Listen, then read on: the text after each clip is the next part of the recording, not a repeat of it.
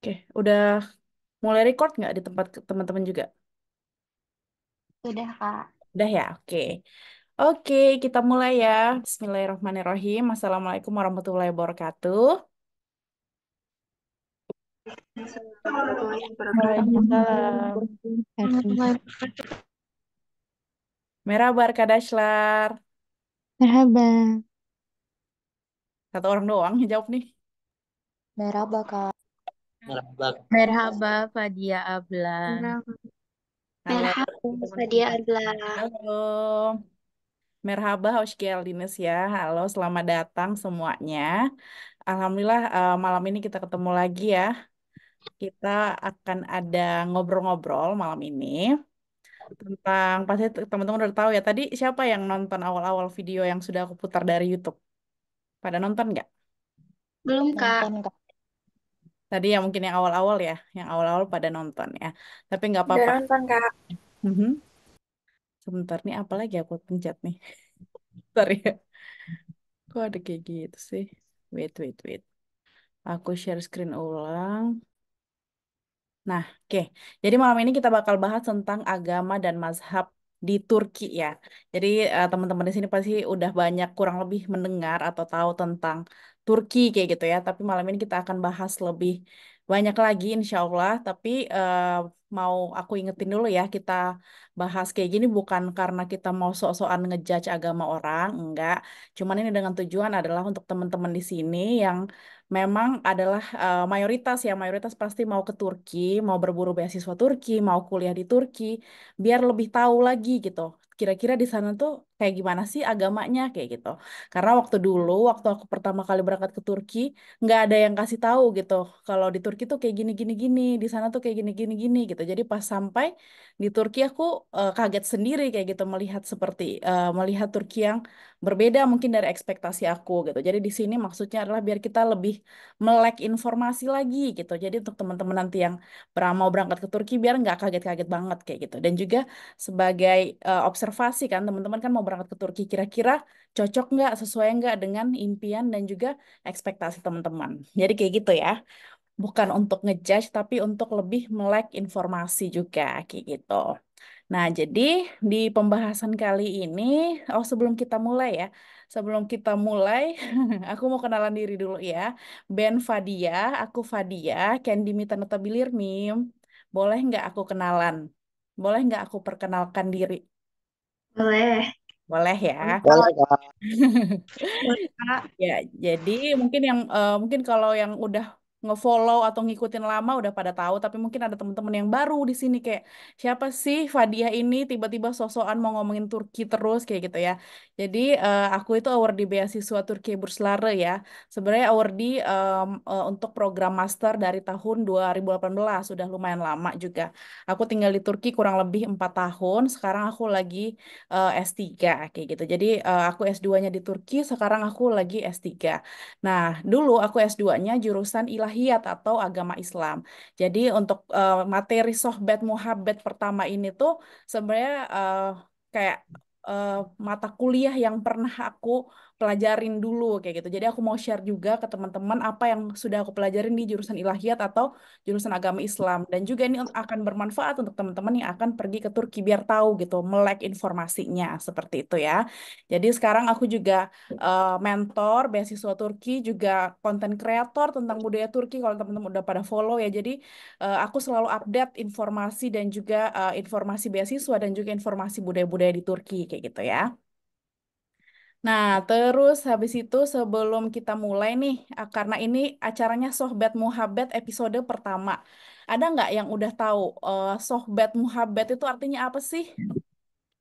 Ada nggak yang udah tahu? Boleh, Hmm. yang udah tahu langsung aja open cam atau mau di chat juga boleh. Coba aku baca chat.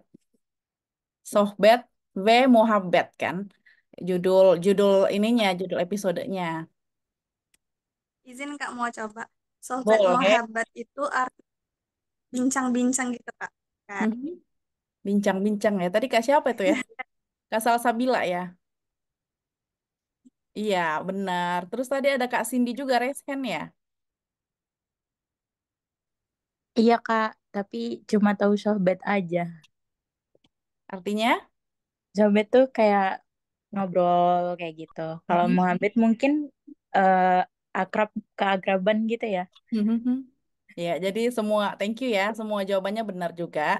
Jadi mungkin teman-teman yang belum tahu kenapa aku bikin episode kayak gini, jadi biar teman-teman lebih dekat, lebih tahu tentang Turki, bukan hanya dari segi beasiswanya, tapi juga tentang culture dan budaya di sana. Biar nanti insya Allah pas teman-teman udah ke sana nggak bingung lagi, nggak kaget lagi kayak aku dulu kayak gitu. Nah, jadi sohbet v muhabbet itu sebenarnya artinya bincang-bincang aja kayak gitu, ngobrol-ngobrol, bincang-bincang. Nah, ini tuh salah satu budaya yang kalau kalian akan ke Turki pasti bakal ketemu, yaitu budaya ngobrol-ngobrol karena orang Turki itu suka banget ngobrol sambil minum teh panas. Nanti kalian pasti diajak sohbet yuk kayak ngobrol yuk ngobrol atau mungkin kalau di Indo nongkrong kali aja ininya ya bahasanya nongkrong yuk nongkrong yuk. Nah kalau di Gitu. Turki tuh budayanya tuh sohbet yuk tapi biasanya kalau lebih formal lagi sebutannya sohbet v muhabbet. Jadi artinya tuh kita bincang-bincang aja bincang-bincang santai tentang Turki, tapi secara virtual kita nggak punya teh Turki ya. Semoga nanti pada bisa sambil minum teh ya kalau kita lagi sohbat muhabbet. Jadi teh panas Turki seperti itu ya. Nah, jadi kita mulai aja lah ya, sohbat muhabbet ini. Nah, jadi apa yang bakal kita bahas hari ini? Sebenarnya nggak formal-formal banget, tapi karena aku takut nanti pada dibilang fitnah nih ngomongin tentang Turki kayak gini-gini. Jadinya aku bawalah data gitu, data penelitian yang dibikin sama orang Turki sendiri. Nah, ini sebenarnya dalam bahasa Turki nanti bakal aku jelasin ya.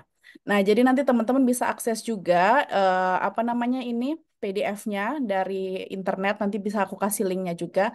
Jadi ini dari penelitian yang dilakukan oleh lembaga-lembaga Islam terbesar di Turki ada Ibnu Haldun University, ada Medar, Mahya International Institute Islamic Thought dan lain sebagainya macamnya.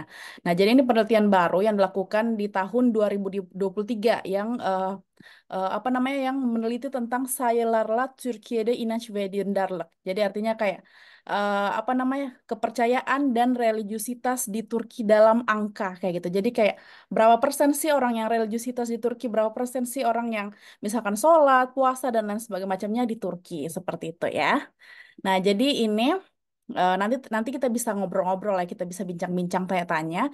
Tapi aku izin dulu ya, kasih datanya dulu. Jadi dari semuanya ini, semua data ini dari penelitian ini, karena ini penelitian terbaru juga. Jadi dari penelitian itu aku bakal share ya, dari penelitian ini mereka itu ambil data di kurang lebih 35 provinsi di Turki, 35 kota di Turki ya. Jadi ini ada, jadi kalau di Turki itu ada kayak gini, misalkan wilayah Istanbul tuh kotanya ada Istanbul. Nah, kalau misalkan Marmara bagian barat tuh kotanya ada Tekirdağ, Edirne, Balıkesir, dan lain sebagainya macamnya. Nanti teman-teman bisa screenshot aja ini. Nanti kalau misalkan dibilang, oh yang paling banyak sholat di daerah Doğu Marmara, nanti kalian bisa tahu, oh ternyata itu di daerah Bursa, Bilecik, Kocaeli, dan lain sebagainya macamnya. Nah, jadi ini tuh kalau yang ini, itu tuh nama-nama kotanya. Nah, kalau ini tuh nama-nama bagiannya. Mungkin kalau di Indonesia kayak gini kali ya, kayak ini Sumatera, ini daerah Jawa, ini daerah Sulawesi dan lain sebagainya macamnya kayak gitu. Nah, kayak gitu ya. Ini jadi penelitiannya dilakukan di beberapa puluh provinsi di Turki kayak gitu. Nah, kemudian apa sih yang mereka teliti? Jadi kita mulai dari awal dulu. Yang mereka teliti itu yang pertama ada Allah inanje. Nah, kita sambil tes bahasa Turki teman-teman ya. Kali aja udah pada paham gitu. Ada yang tahu Allah inanje apa artinya? Boleh Nggak langsung open tahu, mic Kak. aja. Yang tahu atau yang tahu juga boleh di chat kalau misalnya introvert nggak mau ngomong. Percaya kepada Allah.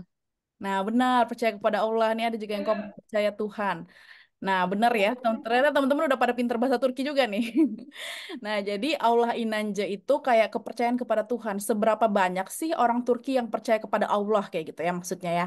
Nah, di sini kita bisa lihat ya grafiknya memang semuanya pada pakai bahasa Turki, tapi aku bakal translate buat teman-teman ya. Kenapa ini dia next next terus? Oke, wait. Nah, jadi di sini kita bisa lihat ada 85,7% mereka tuh percaya Allah itu ada. Aku tahu kalau Allah itu ada dan eh, untuk ini tuh aku tuh nggak ada keraguan sama sekali. Jadi kebanyakan orang Turki tuh sebenarnya percaya juga sama Allah 85%-nya. Tapi 8,6%-nya ada yang kayak masih ragu gitu. Kadang aku ragu gitu. Kadang aku ragu sama-sama dengan kayak tapi aku percaya juga Allah itu ada, tapi dia ragu gitu. Sebagiannya dia ragu. Ada juga yang percaya sama Allah, ada juga yang nggak percaya sama. yang nggak percaya sama Allah itu 1,7%. Tapi dia percaya bahwa ada sesuatu zat yang tinggi di atas kayak itu. Maksudnya Tuhan atau pencipta alam itu dia percaya 1,7%. Kemudian eh ini aku sudah rekam ya teman-teman, bener ya. Aku takut nggak rekam. Di kalian kelihatan kan ya? Udah kerekam ya? Sudah, Kak. Sudah. Udah. Oke. Nah, kemudian lanjut lagi ada sekitar 2,5% Allahun war olup olmadani bilmiyorum. Jadi dia tuh nggak tahu Tuhan itu Allah itu ada atau enggak tuh dia nggak tahu dan eh, dia itu Yuriolo Oldunu Inan Miorum. Nah, dan dia tuh bilang kalau kita tuh nggak akan tahu Tuhan itu ada atau nggak ada caranya untuk kita tuh tahu Tuhan tuh ada atau enggak kayak gitu. Ini 2,5%, sama yang terakhir 1,5% mereka itu Allah Inan Jemyok. Saya tuh tidak percaya gitu sama Tuhan kayak gitu. Nah, jadi kita bisa lihat ya dari grafik di Turki ini sebenarnya juga 85% tuh mereka percaya kok sama Allah sama Tuhan dan juga nggak ada keraguan atas itu. Hanya ada beberapa persen aja ada yang ragu-ragu, ada yang percaya, ada yang bla bla bla, ada yang tidak percaya sama sekali kayak gitu. Nah, kalau dari segi jinsiyat, jinsiyat itu ada yang tahu teman-teman? Kita sambil belajar bahasa Turki ya. Jinsiyat ini kan tulisannya cinsiyete ya, tapi bacanya C itu bahasa Turki bacanya tuh J. Cinsiyete göre Allah inanca. Ada yang tahu jinsiyat apa? Gender. Oke, ya Allah Kak Gabriel pinter banget ya udah pinter bahasa Turki. Jadi kayak yang percaya sama Allah itu menurut gendernya, menurut jenis kelaminnya ya. Siapa yang lebih percaya kepada Allah? Apakah kadın, perempuan atau erkek, laki-laki? Nah, kalau dari penelitiannya sama ya, ini 94%, 94% perempuan dan laki-laki itu percaya kok kalau Allah itu ada dan nggak ada keraguan atas itu kayak gitu.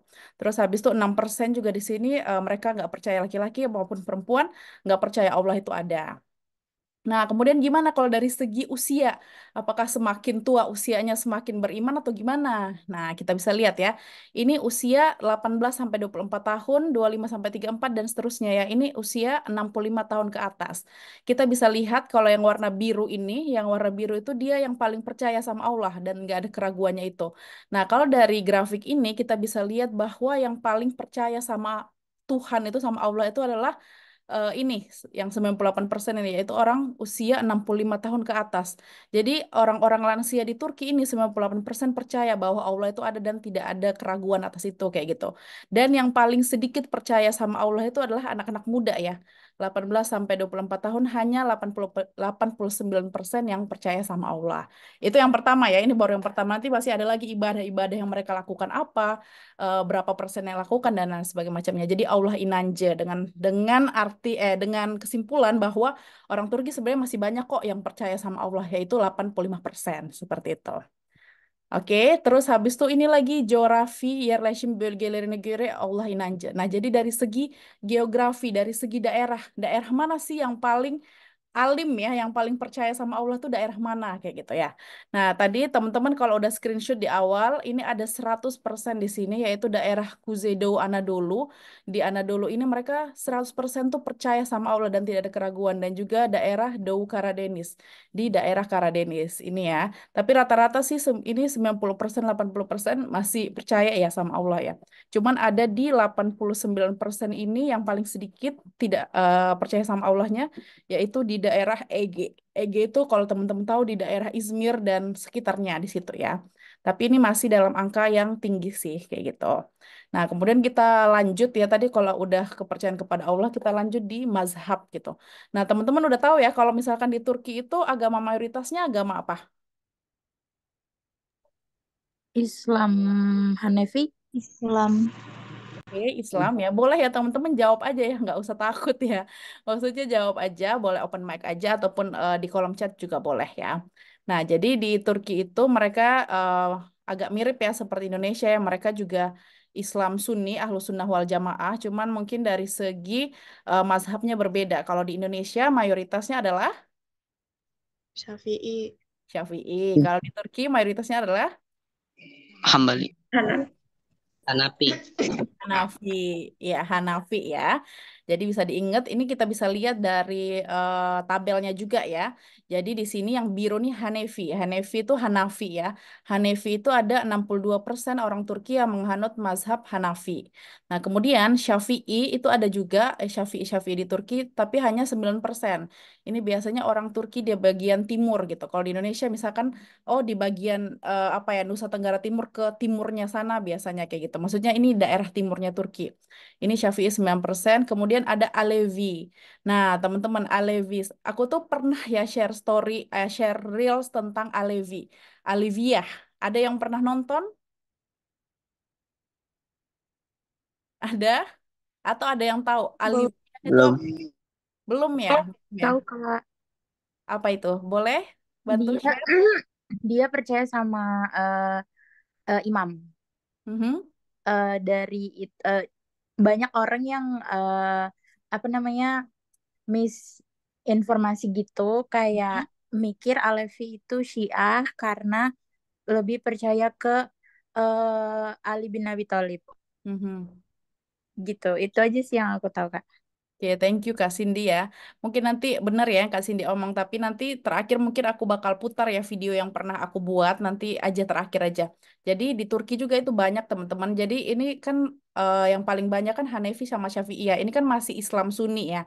Jadi mayoritasnya adalah Sunni, Ahlus Sunnah wal Jamaah. Kemudian yang kedua itu yang paling gede itu Alevi atau Alivia. Nanti kalau teman-teman ke Turki, teman-teman juga akan ketemu orang-orang Alevi ini, Aleviyah yang mereka tuh dari luar tuh mirip orang Islam aja gitu. Ada yang pakai hijab, mirip aja kayak gitu. Cuman mereka itu adalah pecahan dari Syiah.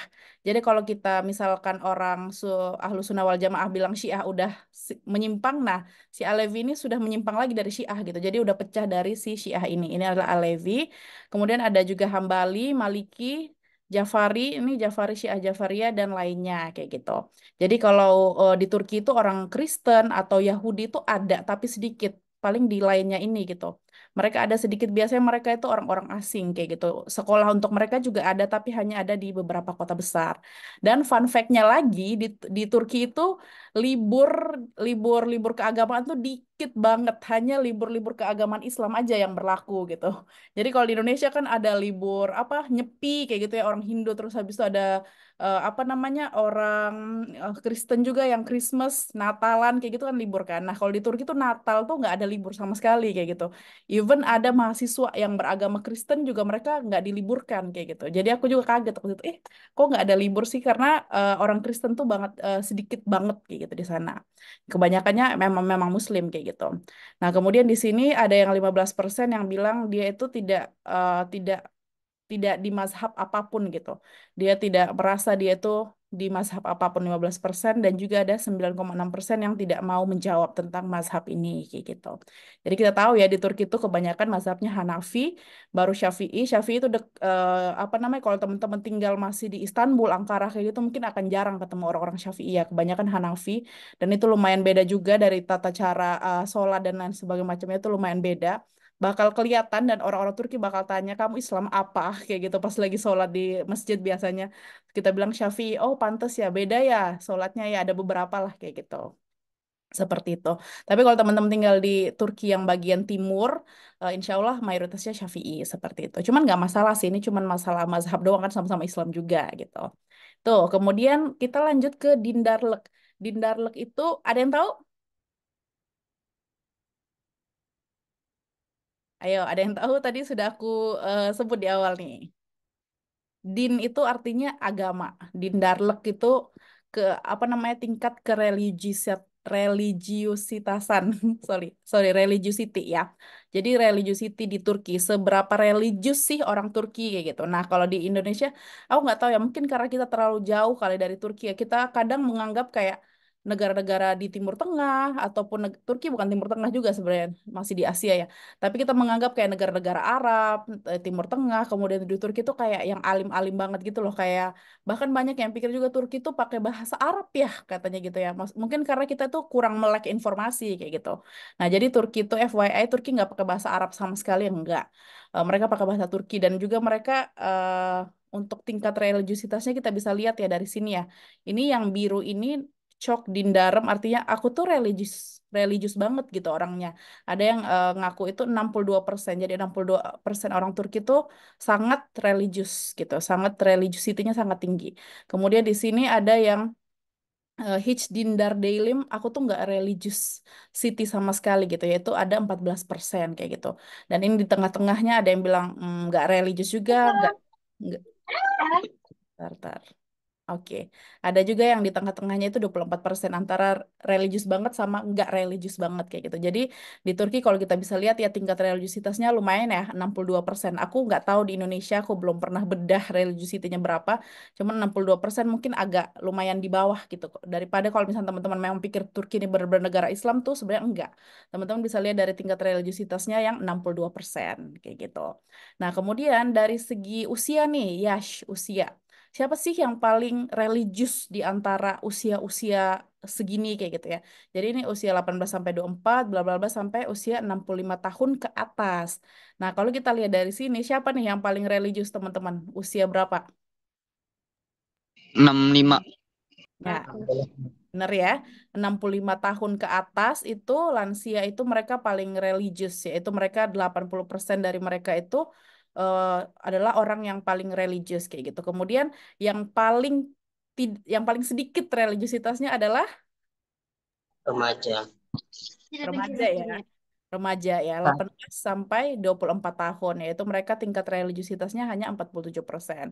Nah, dari sini bisa kita lihat bahwa di Turki itu tingkat religiusitasnya so-so lah ya, 62%. Tapi yang paling religius di antara orang Turki itu adalah orang-orang tuanya, orang-orang 65 tahun ke atas. Dan yang paling tidak religius adalah anak-anak mudanya yang 18 sampai 24 tahun ke atas. Nah, nanti mungkin kalau misalnya teman-teman insya Allah keterima beasiswa Turki atau punya kesempatan kuliah di Turki atau berkunjung ke Turki, Amin. amin ya. Nanti teman-teman bisa lihat nih, tapi bukan di masjid yang Hagia Sophia atau apa, yang maksudnya di masjid-masjid di Turki, yang masjid normal, bukan masjid yang tempat kawasan wisata. Nanti kalian bisa perhatikan yang di dalam masjid itu tuh yang paling banyak tuh orang tua apa anak muda kayak gitu. Nanti teman-teman bisa lihat ya bahwa menurut aku yang pernah tinggal di Turki bahwa data ini tuh benar. Yang paling banyak apa orang-orang di masjid itu orang tua biasanya kayak gitu. Makanya banyak cerita Kayak Indonesia Kak, berarti. gimana Kak? Sama kayak Indonesia. Ya, kurang lebih ya. Makanya banyak cerita anak-anak mahasiswa kalau di Turki itu sering banget kan dikasih, kalau misalnya mereka ke masjid sering banget dikasih uang kayak gitu sama-sama orang-orang tua di Turki. Karena mereka senang kalau ada anak muda yang eh, sholat gitu di masjid kayak gitu. Mereka senang banget, bahkan happy banget. Jadi sering dikasih sedekah gitu. Karena kita dikiranya musafir. Bukan dikira sih, kita dianggap musafir kayak gitu ya, tamu dari jauh. Jadi sering dikasih sedekah, uang. Apalagi kalau pas Ramadan itu pas sholat taraweh itu itu banyak banget dikasih uang sama orang-orang tua di Turki yang di masjid kayak gitu. Itu di Darliknya. Kemudian kita bisa lihat kalau dari segi jinsiyet. Nah, masih ingat tadi jinsiyet apa? Pokoknya aku ulang-ulang terus sampai temen-temen nggak lupa. Sampai nanti at the end udah tahu nih. Gender. Gender ya, dicatat ya. Jinsiyet itu gender. Jinsiyet gender, Dindarlik ini religiosity. Jadi Györe ini berdasarkan. Jadi religiositas berdasarkan apa namanya tadi gender, berdasarkan jenis kelamin. Siapa sih yang paling religius? Laki-laki atau perempuan? Erkek laki-laki, kadın perempuan. Perempuan apa laki-laki sih yang paling religius di Turki? Perempuan. Perempuan ya. Jadi dari segi ini 64%, tapi sedikit aja ya, sedikit aja perbedaannya. 64% perempuan lebih religius daripada laki-laki 61% kayak gitu.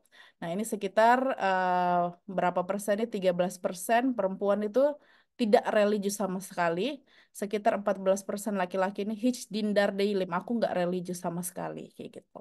Nah, kalau misalkan dari segi wilayah, nah karena aku tuh waktu itu kalau misalkan teman-teman pernah ikut mentoring beasiswa Turki sama aku juga sempat bilang ya kalau di Turki tuh sebenarnya apa ya, Islam tuh tergantung daerah, tergantung wilayah kayak gitu ya. Jadi kayak di Indonesia juga kalau misalkan di daerah-daerah kayak misalkan daerah kota-kota besar kayak gitu biasanya kan lebih bebas kan kayak gitu kan. Nah, di Turki juga sama kayak gitu. Nah, kita bisa lihat di sini ini yang warna biru tua ya, Çok Dindarem aku religius banget. Hiç Dindar Deylim aku nggak religius banget-banget. Nah, bisa kita lihat teman-teman yang paling tinggi tingkat religiusitasnya di mana nih? Dari tabel. Zero. Ini ya, Di Kuzeydoğu Anadolu ya. Nah, ini 80% itu orang-orang Kuzeydoğu Anadolu itu yang paling Dindarlik, yang paling religiusitasnya paling tinggi. Kemudian yang paling sedikit yang mana nih, teman-teman? Juga Ege sama apa nih? Kelihatan nggak? Batu Batu Marah. Batu Marmara ya. Nah, jadi ya, jadi daerah Marmara Barat sama Ege itu yang paling sedikit religiusitasnya. Nah, terus habis itu yang paling gede itu di daerah Kuzeydoğu Anadolu. Kalau teman-teman lupa, lebih enaknya ini dulu, screenshot dulu tadi daerah-daerahnya tuh. Jadi biar tahu misalkan kalian mau pilih kota nih nanti nanti buat kuliah. Kalau misalkan mau di tempat yang masih oke Islamnya, teman-teman bisa bisa cek dari sini lah. Nah, mana tadi? Ini Kuzeydoğu Anadolu ini di sini ya teman-teman ya. Di Erzurum. Nih, Erzurum Bayburt Kars. Nah, ini tuh daerah Turki yang paling timur banget kayak gitu, yang paling dingin sepanjang masa itu ini nih, Kuzeydoğu Anadolu. Jadi istilahnya masih daerah kampung lah. Nah, jadi di perkampungan tuh masih Islamnya masih tinggi banget, masih bagus banget kayak gitu ya. Eh, Sedangkan tadi daerah Ege sama Marmara ya, Batu Marmara yang paling rendah tingkat religiusitasnya itu daerah ini teman-teman. Izmir, kota Izmir tuh kota terbesar kayak Balinya Turki kayak gitu ya orang sebutnya ya. Izmir, Aydın, Manisa, Kütahya, sama daerah sini, Tekirdağ, Edirne, Balıkesir. Teman-teman bisa screenshot ini ya, nanti bisa lah pas mau pilih universitas pas pilih beasiswa Turki Bersara bisa lah berdasarkan ini juga kalau misalkan mau jadi pertimbangan. Bebas ya, tergantung pribadi masing-masing orang kayak gitu. Itu mana tadi nih? Kayaknya di sini ya tadi ya. Oke. Kemudian untuk Dini Praktikler. Nah, Dini tadi apa teman-teman? Dini Praktikler. Dini apa tadi? Din. Yang kita bahas agama. agama ya. Din Praktikler. Nah, praktik itu kayak bahasa Indonesia aja praktik. Praktik-praktik beragama di Turki. Nama skelma sekle. Ada yang tahu nama skelma? Namaz. Sholat. Nah, ada yang frekuensi doa. sholat. Nah, kalau kalau nama skelmak itu artinya sholat kayak gitu. Nah, jadi seberapa sering sih orang Turki itu melakukan sholat? Nah, di sini ada kita bisa lihat ya. Ini her zaman. Her zaman tuh her tuh setiap zaman, setiap waktu. Jadi kayak setiap waktu sholat kayak gitu. Hiçbir zaman nggak pernah nggak pernah nggak pernah sholat sama sekali kayak gitu kayak never. Ini kayak always gitu ya kalau bahasa Inggrisnya ya. Jadi bisa kita lihat berapa persen teman-teman orang Turki yang sholat sepanjang waktu. 39. 9. 39% ya. Kemudian yang tidak pernah sholat samsek sama sekali 41%. 41% ya. Nah, jadi ini fakta yang lumayan mengejutkan ya. Mungkin jadi lebih banyak orang-orang Turki berdasarkan ini ya, berdasarkan penelitian ini lebih banyak orang-orang Turki yang tidak sholat yaitu 41% yang tidak sholat dan yang selalu sholat itu 39%. Nah, makanya aku juga sering share-share kan tentang kayak agama-agama di Turki kayak gitu di Instagram aku. Itu tuh bukan buat untuk ngejudge orang Turki itu gini-gini gitu, cuman kayak untuk biar orang Indonesia tuh lebih melek gitu. Ternyata Turki tuh kayak gini-gini gini. Nah, sesuai nggak sama ekspektasi dan cita-cita kamu kalau kamu kuliah di Turki kayak gitu. Karena banyak orang Indonesia yang pikir Turki tuh kayak negara yang suci dan alim banget kayak gitu. Pada pada dasarnya mah enggak. Bahkan untuk pengalaman pribadi aku lebih rame orang Indonesia yang sholat di mall-mall, di tempat-tempat wisata daripada di Turki ya. Kalau pengalaman aku ya aku lihat ya, kalau di Indonesia Masya Allah ya masih rame, bahkan ngantri-ngantri itu kalau sholat misalkan di mall dan di mana-mana kayak gitu ya aku lihatnya ya. Cuma dia wallahu alam ini berdasarkan pengalaman pribadi dan juga data yang tersaji kayak gitu. Nah, kemudian Yash. Apa tadi Yash? Oke, sampai kalian hafal habis ini. Umur. Usia. Usia. Nah, ini kayak usia mana sih yang paling banyak sholatnya? Nah, yang biru selalu sholat, yang merah nggak pernah sholat. Yang mana lagi nih teman-teman yang paling banyak sholatnya? Usia 65. 65 ke atas. 65 ke atas kan. Jadi berbanding lurus ya, sinkron sama tadi yang bilang bahwa orang yang paling religius di Turki itu adalah orang tua. lansia 65 ke atas. Yaitu 68% itu orang berusia 65 tahun ke atas tuh mereka selalu sholat her zaman setiap waktu. Selalu sholat setiap waktu. Dan yang hijbir zaman yang never, yang nggak pernah sholat tuh yang paling banyak usia 18 sampai 24. 18 sampai 24. iya, remaja ya 18 sampai 24 tahun yaitu 55% dari remaja 18 sampai 24 tahun tuh hijbir zaman kayak nggak pernah sholat samsak sama sekali kayak gitu. Menurut penelitian ini gitu. Jadi nanti kalau teman-teman insya Allah ke Turki ya bukannya Turki jelek-jelek banget enggak kayak gitu. Tapi maksudnya kalau misalkan mau dilihat yang sholat tuh ya orang biasanya yang sholat tuh orang tua kayak gitu, lansia. Kalau anak-anak mudanya biasanya nggak terlalu. Tapi kalau yang bukan berdasarkan data ya kalau di Indonesia, kalau yang aku lihat di Indonesia mau orang tua, mau anak muda, remaja, anak-anak kayak gitu ya, aku lihat mereka sholat ya misalnya di mall-mall dan lain sebagainya macamnya. Wallahu alam ya, ini cuman penglihatan pribadi aku aja kayak gitu. Jadi nggak heran kalau remaja di Turki, misalnya nanti teman-teman tinggalnya di asrama, kan biasa anak beasiswa tuh apa dikasih tempat tinggal di asrama ya. Nah itu juga culture shock aku kayak teman-teman kamar juga nggak mau sholat gitu. Mereka orang Islam semua kok orang Turki gitu. Cuman kayak emang nggak mau kayak gitu kecuali ada event tertentu misalkan mereka mau ujian pasti mungkin kalian pernah dengar ya orang Turki kalau mau ujian mendadak religius kayak gitu nanti mereka akan sholat kayak gitulah nanti maksudnya ini biar teman-teman nanti nggak kaget pas udah sampai sana dan nggak usah ngejudge karena emang kayak gitu mereka tuh kayak gitu kalau mau diajak silahkan tapi ya kalau nggak mau ya udah kayak gitu biar kita tahu aja dan nggak kaget pas sampai di sana seperti itu. Nah kemudian siapa sih yang lebih banyak sholat, kadен atau erkek? Kadен adalah Perempuan. Wanita. perempuan, erkek laki-laki ya. Laki-laki atau perempuan sih yang lebih banyak sholat?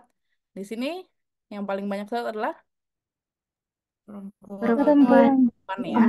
Perempuan 40% dan laki-lakinya 37%. Beda tipis ya, beda tipis. Ini juga yang nggak pernah sholat sama sekali, perempuan 40%, laki-lakinya 42%. Beda tipis. Nah, kemudian ada juga nih berdasarkan wilayah ya. Jadi kita lihat aja dari ini yang paling banyak sholat adalah wilayah 60-63. Yang mana nih teman-teman? Tado. Ini ya, Ortadoana dulu ya. Ortado Anadolu 63 ya. Ortado Anadolu yang paling rajin sholatnya. Terus yang paling sedikit itu di daerah 23 ini 22 ya. EG. EG tadi Izmir dan kawan-kawan sama Bate Marmara ya. 22 sama 23. Nah, ini kita bisa lihat juga ya. Ini grafiknya tuh bedanya jauh ya kayak gitu. Jadi teman-teman bisa lihat nanti kalau teman-teman tinggal di daerah sini, ya udah no wonder kalau misalkan orang-orang tuh pada nggak terlalu peduli gitu sama sholat yang no wonder karena emang berdasarkan penelitian kayak gitu ya. Cuma nanti mungkin insya Allah semoga berubah ya, amin ya.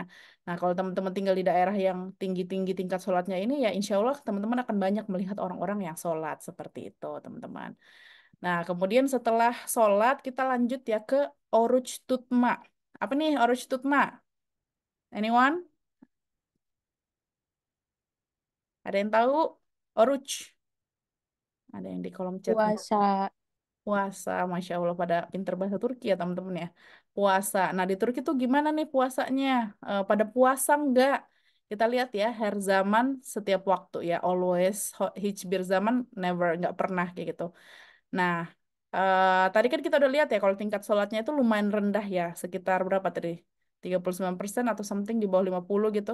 Nah, tapi kalau puasa, mereka tuh rajin teman-teman berpuasa. Terbukti dari 75% orang Turki itu berpuasa her zaman. Aneh nggak? Jadi kalau puasa Ramadan tuh sangat istimewa soalnya bagi mereka gitu. Jadi kalau puasa mereka akan sholat, akan puasa rajin banget. Aku tinggal di asrama Turki dengan orang-orang Turki asli.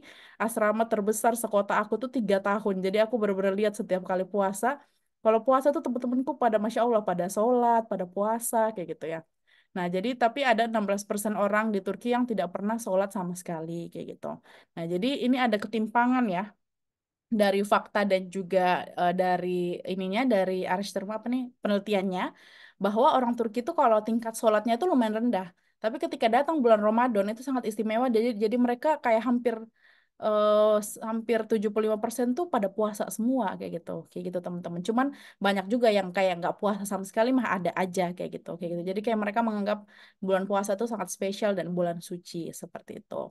Nah, ini kalau dari segi usia lagi, yang paling banyak puasa itu, nih, lihat nih. Tadi kan biasa yang paling banyak nggak sholat anak remaja bukan teman-teman?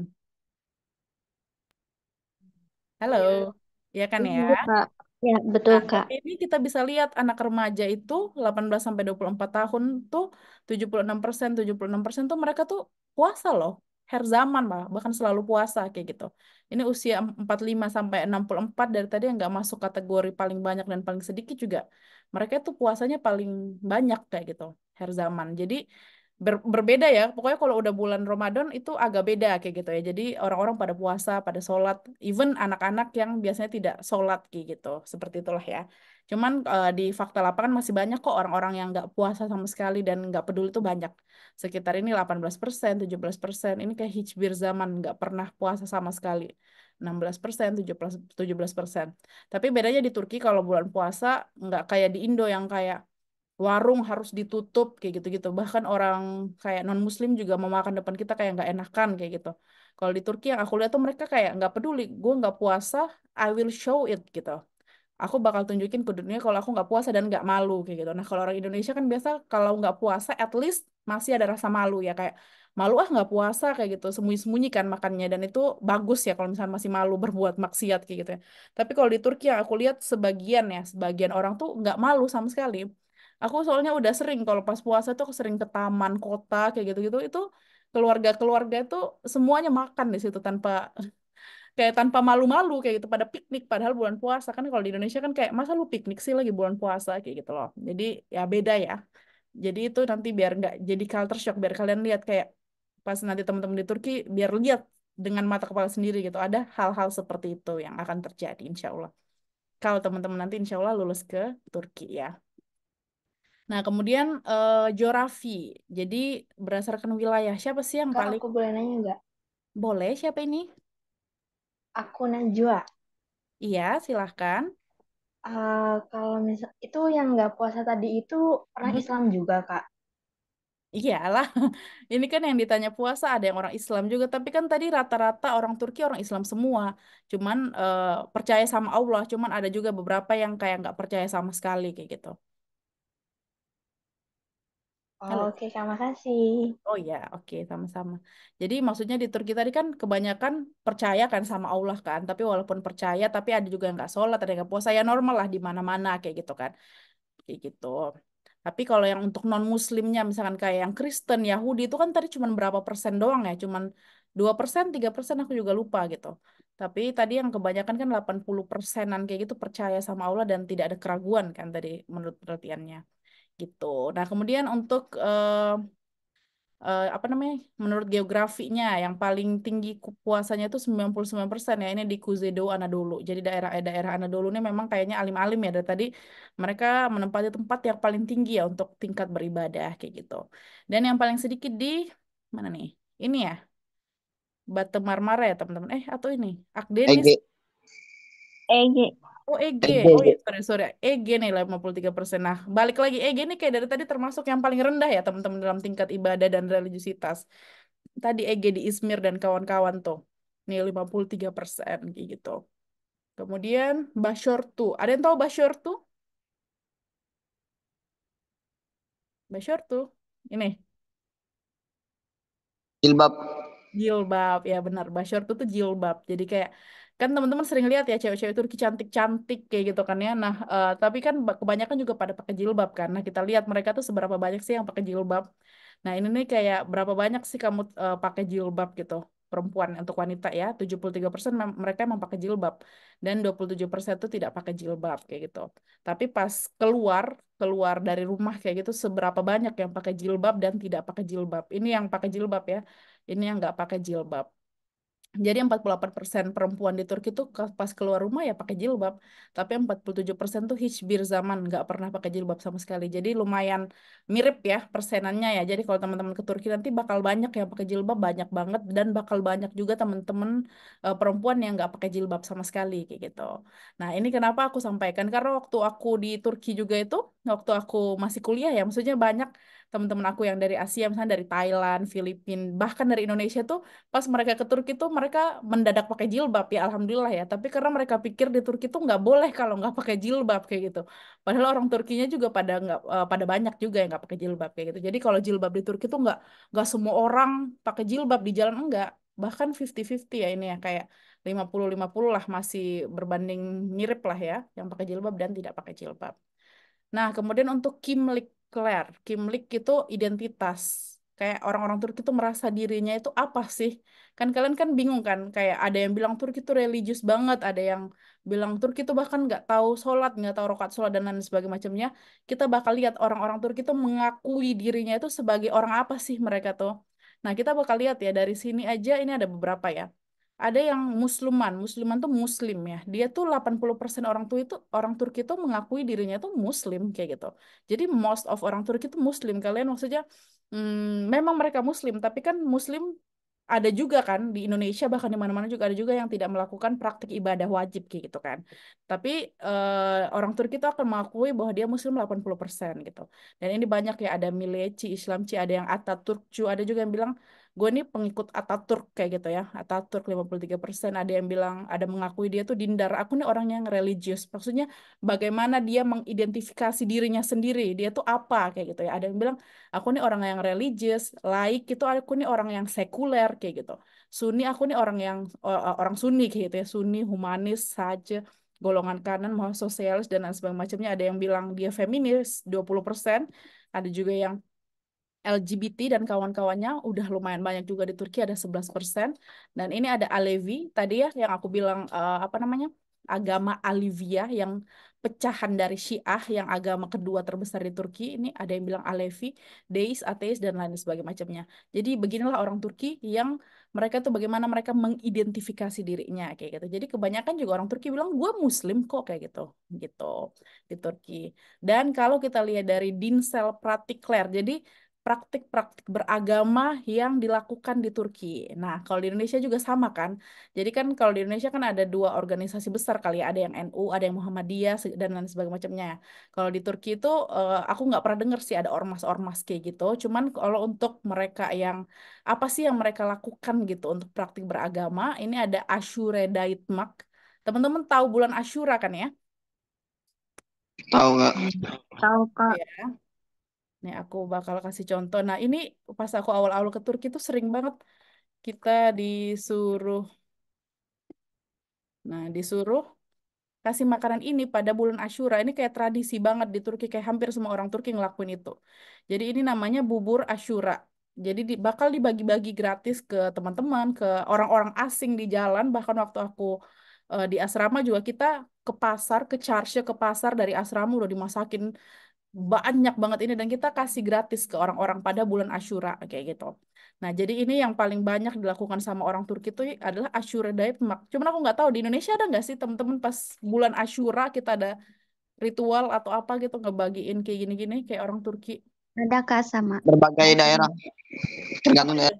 Contohnya apa yang dibagiin? Kalau di Bubur, Jawa bubur sama tuh makanan. Bubur. Mhm, bubur. Terus apa lagi? Susu. Bubur.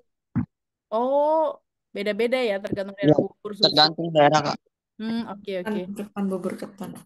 Kalau Oh, di Jawa oke. nasi berkat gitu Kak. Oh, nasi berkat. Oke ya, Mm. berarti mirip ya kalau mereka di sini bubur, tapi buburnya bukan nasi ya, teman-teman. Ini tuh dari manisan semua. Ini manis banget rasanya nih. Jadi dari kacang-kacangan, orang Turki kan suka makan kacang-kacangan ya. Kacang-kacangan yang dimasak gitu. Dan ini manisan-manisan ini kayak ada almond kayak gitu-gitu. Kalau yang di Indonesia ini sebenarnya mahal banget kayak gitu. Kacang-kacangan ini, pistachio dan lain sebagainya macamnya. Cuman terlalu manis kalau bagi aku lidah orang Indonesia ya. Ini namanya Aşure Datmak. Dan mereka yang paling tinggi itu praktik, dan ini diidentifikasi sebagai praktik ibadah ya di Turki ya. 76% orang tuh melakukan itu kayak gitu. Kak, Ya. itu dibagiinnya gimana? Dibagi Di masjid. di masjid ya atau di jalan kita kasih aja orang kayak misalnya kita mau berbagi itu loh bagi bukber puasa atau sahur on the road kayak gitu-gitu atau Jumat berkah kayak gitu aja Oh, ya seperti itu ya. Nah kemudian juga ada turbe ziareti mengunjungi turbe itu kayak apa ya, makam-makam wali kayak gitu ya, kayak kuburan-kuburan wali kan di Indonesia kan biasanya banyak ya kayak gitu ya. Biasanya dari NU biasanya itu mengunjungi makam-makam wali kayak gitu. Di Turki juga melakukan itu gitu, 71%-nya kayak gitu. Maulid okutmak ini membaca pembacaan maulid. Nah, kalau di Indonesia juga kan mayoritas orang-orang juga itu biasanya orang yang NU ya, biasa yang maulid ya. Kalau Muhammadiyah kan biasanya enggak ya. Maulitan kayak gitu juga orang Turki juga ngelakuin teman-teman 70% kayak gitu. Dan lain sebagainya macamnya masih panjang ya. Ini bahkan ada yang yoga dan lain sebagainya macamnya ya. Ada Nazar Bonju. Nah, ini nih mungkin yang penting. Nazar Bonju Bulundurmak. Ada yang tahu Nazar Bonjuk apa? 29%. Aku kasih contoh ya. Kalau ada yang tahu bisa ini speakernya. Nazar Bonjuk. Pasti teman-teman udah pernah lihat tapi memang tidak tahu namanya aja dalam bahasa Turki. Nah, ini teman-teman pernah lihat nggak? Evil. Nah, Nah, pernah lihat kan? Nah, ini orang Turki ini lumayan percaya loh sama ini ya. Cuman nggak semuanya juga. Maksudnya orang yang bilang, yang mengaku dia Islam nggak akan percaya. Karena itu dipercaya sebagai jimat, teman-teman. Jimat, nih, jimat kuno yang berasal dari Timur Tengah, terutama Turki yang dipercaya dapat melindungi pemiliknya dari energi buruk. Nazar Bonju juga dikenal dengan sebutan mata jahat, atau kalau bahasa Inggrisnya evil eyes ya, di negara-negara Barat. Nah, jadi nggak cuma di Turki, di negara-negara dekat-dekat Turki juga pada percaya ini nih. Jadi ini biasa digantung di rumah, di mobil, di badan mereka juga digelang, atau anak bayi baru lahir juga dikasih kayak gini-gini kayak gitu. Cuman ya kalau misalnya kita percaya bahwa ini musyrik ya tidak boleh dilakukan.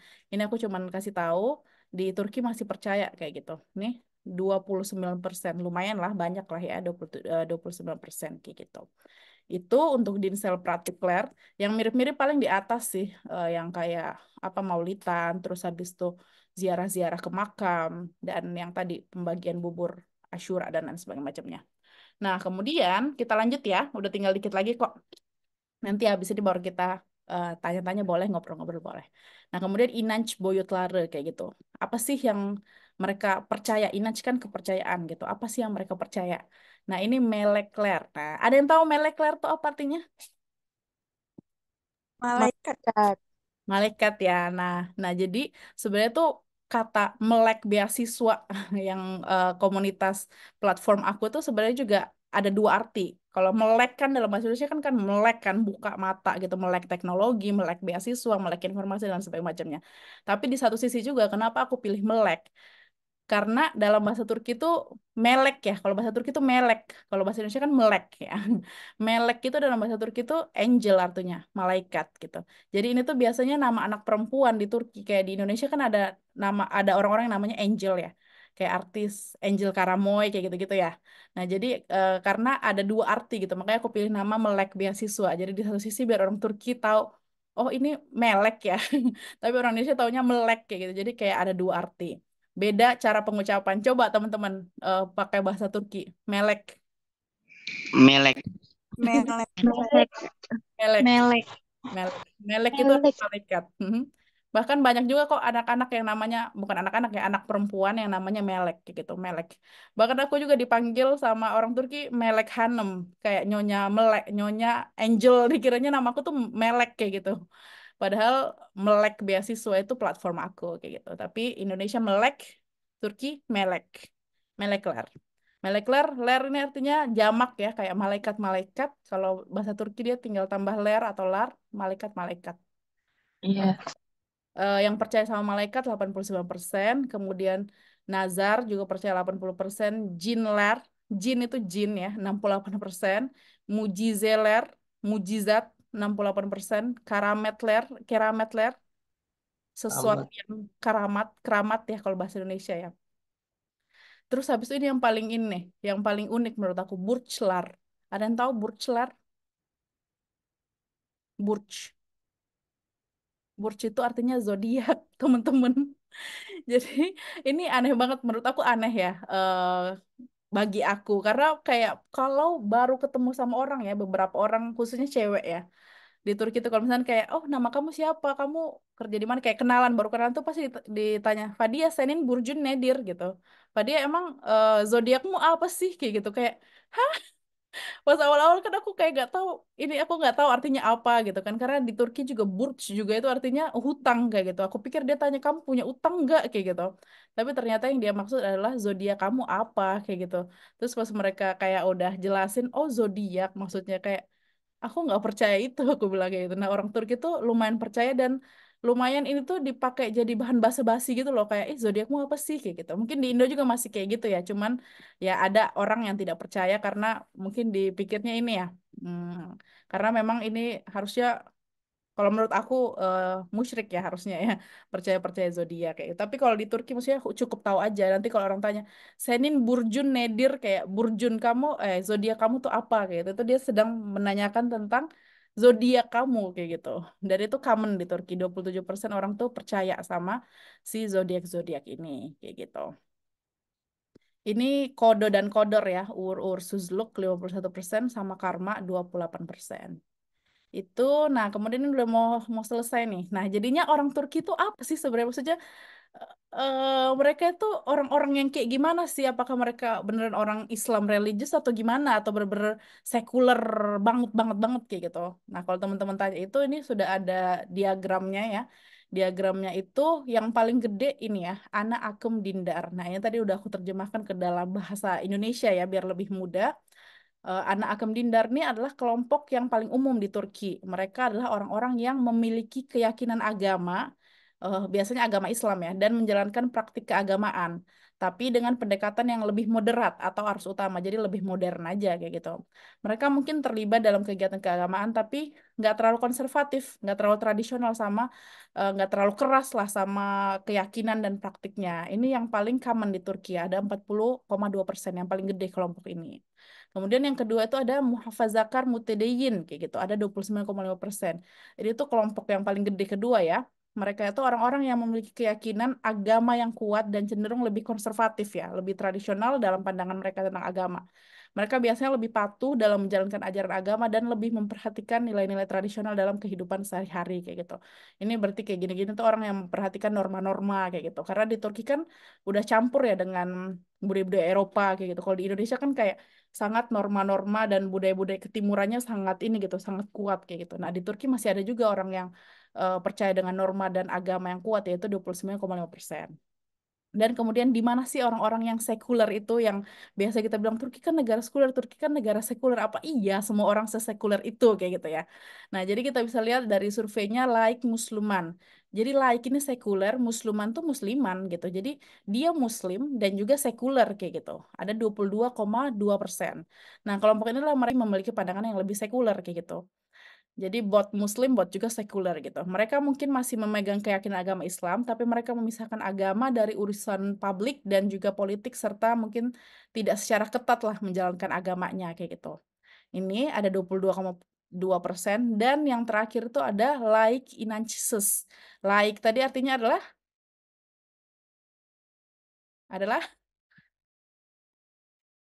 apa? Halo. Laik tadi artinya adalah, masih kedengeran nggak sih suaraku? Halo? Teman-teman suaraku kedengeran nggak?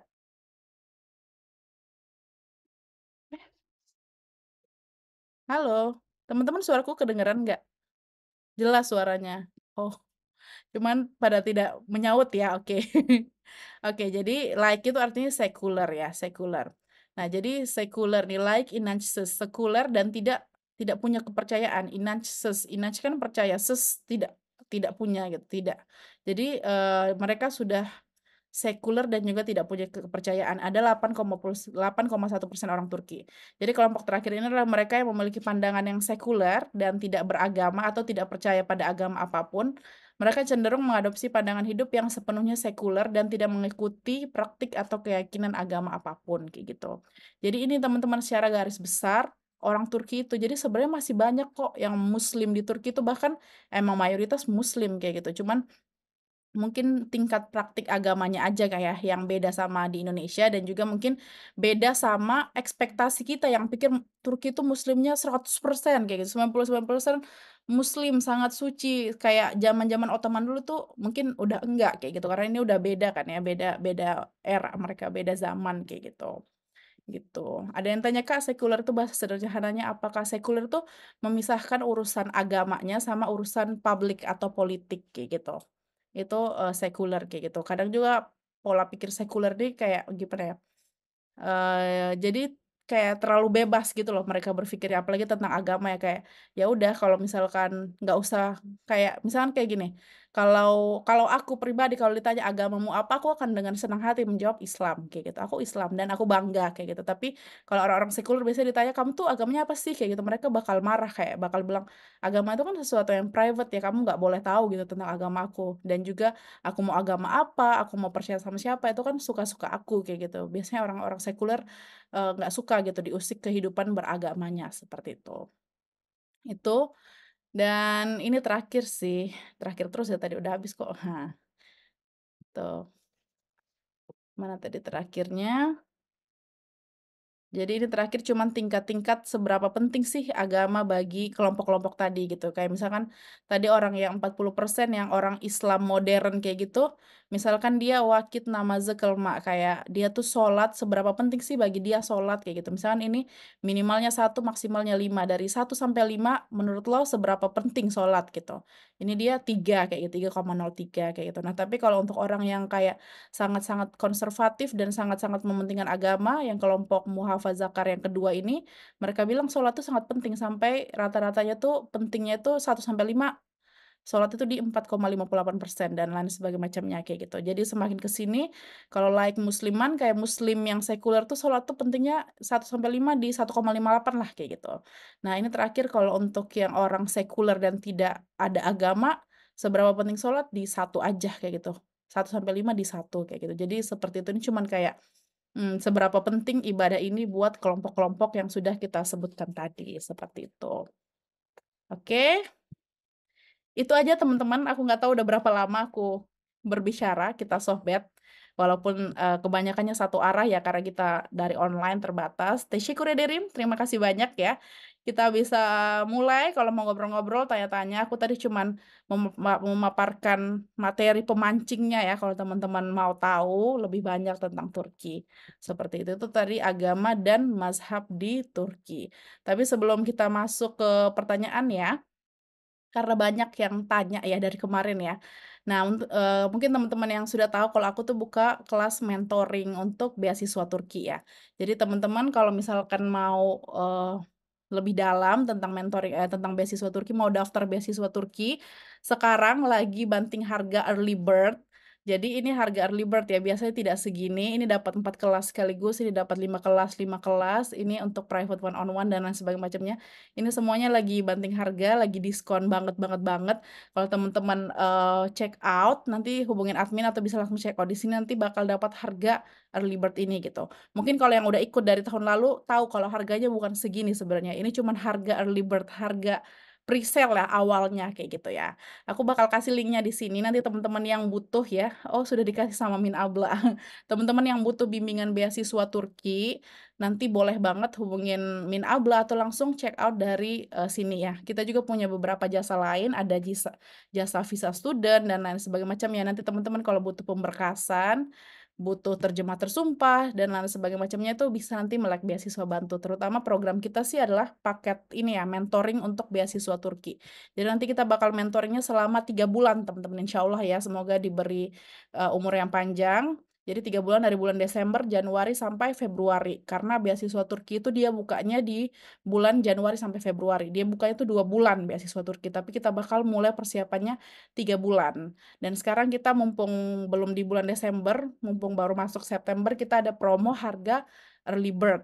Di harga segini teman-teman bisa dapat 4 kelas dengan 3 bulan. Pertemuan selama 3 bulan berturut-turut per minggu kayak gitu ya. Dan masih banyak lagi kelas lainnya. Bahkan ada juga yang untuk beasiswa SMA. Kalau teman-teman ada adik atau yang mau sekolah SMA di Turki, ada beasiswanya juga teman-teman dari SMA, S1, S2, dan juga S3.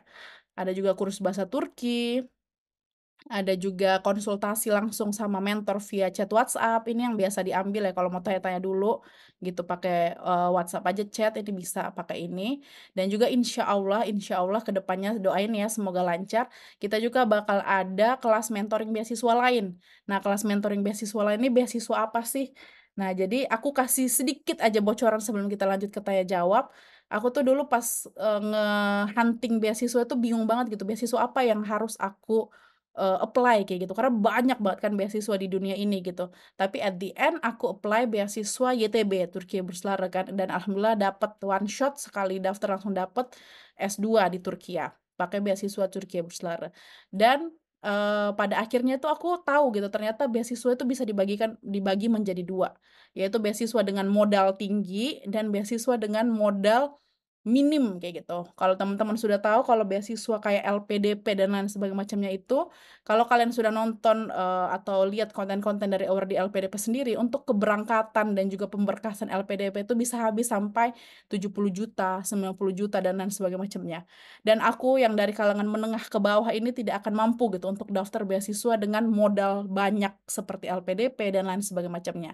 Jadi aku sudah bagi teman-teman beasiswa di dunia itu ada dua. Yang modal tinggi itu LPDP dan lain-lain, dan yang modal rendah itu termasuk beasiswa Turki, yang tidak perlu TOEFL, tidak perlu IELTS, tidak perlu paspor, tidak perlu terjemah, dan lain sebagainya macamnya saat daftar ya. Nggak perlu sama sekali. Dan juga selain beasiswa Turki, ada beberapa beasiswa lain juga yang modalnya itu rendah gitu untuk apply. Ada beasiswa Hungaria, Romania, bahkan Hungaria dan Romania itu tidak pakai batasan usia gitu. Kalau beasiswa Turki kan pakai batasan usia ya, kayak banyak orang yang nggak bisa apply lagi karena udah lewat gitu. Nah, beasiswa Hungaria, Romania itu nggak pakai batasan usia sama sekali, berapapun usia kalian bisa apply. Kan beasiswa Rumania tidak pakai wawancara, cuman berkas doang. Kalau beasiswa Turki kan masih pakai wawancara ya kayak gitu ya. Jadi nanti insya Allah ada beberapa beasiswa, mentoring beasiswa yang bakal kita buka, Rumania, Hungaria, Kazakhstan, Azerbaijan, insya Allah beasiswa-beasiswa itu sudah kita survei itu adalah beasiswa luar negeri, tapi dengan modal rendah aja kamu bisa apply beasiswa itu gitu, nggak perlu habisin uang untuk TOEFL, untuk IELTS. IELTS kan mahal ya, sekali tes tuh berapa tuh, 5 juta atau berapa kayak gitu, atau dan lain sebagainya macamnya kayak beasiswa-beasiswa lain atau LPDP yang harus habisin duit sampai puluhan juta kayak gitu. Nah, jadi itu insya Allah kita bakal open kelas mentoring yang kalian bisa daftar beasiswa itu dengan modal yang minim aja. Jadi dari pengalaman aku orang menengah ke bawah, aku nggak akan bisa dapat beasiswa luar negeri kalau harus keluarkan uang puluhan juta. Nggak ada uangnya dan nggak mau nyusahin orang tua kayak gitu. Seperti itu teman-teman. Jadi itu FYI aja ya. Nanti kalau teman-teman mau tahu lebih lanjut, bisa langsung chat Min Abla aja ya. Ini Min Abla, admin Melek Beasiswa WA udah di ini ya. Udah kasih linknya di sini ya. Di apa namanya nih? Di chat kayak gitu. Ini cuman sekedar informasi aja ya. Jadi kalau kalian bisa bisa investasi dari sekarang ya lebih murah. Tapi nanti kalau misalnya mau nanti juga nggak apa-apa. Tapi nanti pasti harganya udah naik seperti itu. Itu aja udah selesai iklannya. Kita lanjut ya, kita lanjut. Terus habis itu aku mau open Q&A sekarang ya. Kita ngobrol, maksudnya bukan Q&A, sohbat. Silahkan ya, share yang mau tanya, yang mau sudah greget dari tadi mau ngomong apa, silahkan. Kak, liatin video. Boleh. Yang mau liatin video sekarang buka semua kameranya. Biar bisa lihat muka-muka temen-temen nih. Rame alhamdulillah hari ini ya. 79 orang padahal yang daftar 100-an. Resen aja deh biar adil ya. Takutnya nanti satu ngomong, satunya tidak. Satunya juga ngomong. Apa nih yang kalian ingin tahu tentang agama dan mazhab di Turki? Siapa yang Kak, udah? mau nanya. Boleh resen, boleh nggak? Resen dulu. Takutnya ada Enggak, yang... Raisan gimana ya? Ya udah nggak apa-apa deh, Kak Faid dulu. Kak Faid itu ya. Iya, Silakan Kak Faid. kan di Turki itu ada yang agama Islam sekuler, ada yang enggak. Nah, Mhm. itu apakah hubungannya itu harmonis atau ada juga yang kayak di Indonesia ada perselisihan antar mazhab, antar ormas gitu. Sih, Oke. Kak. Ya. Oke, udah ya. Udah, Kak? Oke. Mungkin di peserta ini ada nggak? Siapa tahu ada yang nyempil kan teman-teman yang udah sekolah kuliah di Turki atau alumni atau ini ada nggak? Coba aku lihat ada yang nggak ya aku kenal. Ayo ngaku. Izin mau jawab, Kak. Ya siapa ini? Kak Reni ya. Eh, eh, saya cuma suka budayanya aja sih kalau di Turki. Pernah Mhm. baca di Google itu kalau yang paham sekuler itu karena dari apa? dari pemerintahannya, ngikut dari pemerintah gitu loh. Kalau setahu saya, kalau untuk yang apa, yang Muslim banget itu memang dari pengaruh murni agama gitu. Kalau nggak salah gitu sih. Iya, iya. Oke. Kalau di apa ya? Kalau di Indonesia kan emang ini ya biasanya kayak suka debat antara ormas, berantem kayak gitu. Ada juga yang demo gitu ya. Cuman yang uniknya di Turki tuh S1 aja tuh nggak ada kayak BEM. Teman-teman tahu BEM kan ya? Badan Eksekutif Mahasiswa. Tahu, Iya, Kak. Kak. Di Turki nggak ada kayak gitu. Kalau kalian ke Turki nggak ada organisasi kayak gitu. Yang demo-demo tuh kayak nggak ada sama sekali gitu. Aku aja kaget kayak, mana nih organisasi di Turki? Mereka lebih kepada komunitas kayak komunitas seni, komunitas belajar bahasa, komunitas agama dan lain sebagainya macamnya kayak gitu ya. Jadi untuk yang apa namanya debat-debat antar ormas itu karena aku bukan orang lokal ya, pastinya pengetahuan aku juga terbatas dari apa yang aku lihat aja gitu ya. Aku sih nggak ada lihat ya orang-orang debat kayak gitu. Walaupun yang satu sekuler, yang satu Islam banget gitu, mereka berteman-teman aja kayak gitu ya. Jadi kayak maksudnya kayak lo gue gitu. Kalau misalnya mau ibadah tidak akan diganggu. Bahkan masjidnya banyak banget ya di Turki ya silahkan kayak gitu. Bahkan kayak teman kamarku aja ya, mereka Muslim juga kok. Cuman kalau aku mau sholat ya udah sholat aja. Tapi kita nggak ya kayak gitu. Udah kayak gitu. Tapi nggak akan didebat. Kamu nih tidak sholat bla bla bla bla bla bla kayak gitu. Yang debat-debat ormas kayak gitu pengalaman aku nggak ada. Tapi kalau misalnya teman-teman ada pengalaman ya silahkan ya. Boleh di-share ya. Kita lagi sohbat ini. Boleh di-share. Boleh Kak Cindy? Iya Kak, izin buat nanggepin juga. Sebenarnya Mhm. kalau misalnya ngomongin soal sekuler itu lebih ini ya, apa namanya, dia kan ideologi politik Ya. seseorang gitu ya. Mhm. Kalau misalnya kita sendiri kan bilangnya kayak mungkin sosialis nasionalis gitu kan, nasionalis Ya. sosialis atau apa gitu. Tapi kalau di sana mungkin lebih ke yang apa? Sebenarnya kalau misalnya kita bilang lebih ke liberal enggak sih Kak? Kayak mereka emang nggak mau mencampur uruskan agama sama sama kehidupan mereka, tapi mereka tuh kalau misalnya ada aku lihat dari influencer atau artis-artis Turki yang aku follow kayak Hande Erçel gitu itu sama saudaranya kayak gitu-gitu, eh, mereka tuh emang Islam, cuma mereka tuh apa namanya untuk dalam keagamaannya itu tuh kayak ngerayain semua apa namanya Agama. hari raya Iya. keagamaan gitu dari Christmas juga ngerayain gitu karena mungkin kepercayaannya kayak Noel atau siapa yang apa namanya itu Kak kalau misalkan Christmas Natal. Santa Claus. Nah, Oh, itu Santa tuh Claus. kayak di apa orang-orang bilangnya terlahir di Turki lah atau gimana. Mungkin Mhm. mereka ngerayainnya tuh untuk ngerespek hal itu ya. Tapi untuk yang lain kayak Idul Fitri juga ngerayain kayak gitu loh. Jadi kayak eh, mungkin lebih ke itu sih untuk penggambaran sekuler ya. Iya, iya. Jadi aku tambah ya, thank you ya Kak Cindy ya. Aku tambah ya teman-teman, Turki itu memang negara sekuler. Ideologi negara Turki itu sekuler gitu. Kalau kita kan ideologi Indonesia Pancasila ya. Nah, kalau di Turki itu memang ideologi sekuler. Jadi memang memisahkan antara agama dengan publik, dengan politik kayak gitu. Jadi ya udah kalau misal mau sholat-sholat, mau enggak kayak gitu. Terus habis itu juga memang banyak orang Turki itu dia emang Islam. Artis-artis kalau pada follow artis Turki ya Islam tapi juga ada pohon Natal di rumahnya mereka celebrate itu juga gitu. Jadi kayak mungkin agak lain ya daripada di Indonesia gitu. Jadi itulah perbedaannya. Mungkin kita harus tahu kayak gitu. Oh, emang ini negara sekuler dan kalau di Indonesia itu kita mengakui negara mengakui 6 agama resmi ya Islam, Kristen Protestan, Kristen Katolik, Hindu, Buddha sama Konfusianisme ya. Konghucu ya. Kalau di Turki nggak ada agama apapun yang diakui oleh pemerintah kayak gitu. Walaupun pada kenyataannya mereka mayoritasnya Islam, tapi tidak ada agama resmi yang diakui di Turki. Di di undang-undangnya ataupun dimanapun tuh emang nggak ada karena mereka adalah negara sekuler yang memisahkan agama dan juga urusan politik kayak gitu ya. Oke, ini Kak Anissa sudah raise hand, silahkan. Iya, Kak Fadia, terima kasih atas kesempatannya. Kak, maaf ada dua pertanyaan dari aku. Ya, Nah, agak yang putus ya. pertama itu aku mau tanya spesifik untuk ibadah itu kan,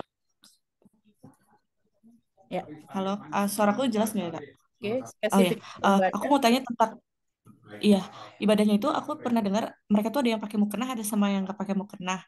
Nah, Mhm. itu eh, itu masalah nggak ya Kak kalau kayak gitu, kalau kita ke masjid atau kayak gimana gitu, sama kalau misalnya Lebaran, Idul Fitri, Idul Adha gitu, apakah ada bedanya juga mulai dari tata sholat terus urutan dan sebagainya gitu, biar bisa tahu nanti bawa mau kena atau enggak kayak gitu Kak. Dan Oke, mereka nganggap aneh nggak sih kalau lihat cara sholat kita atau gimana gitu.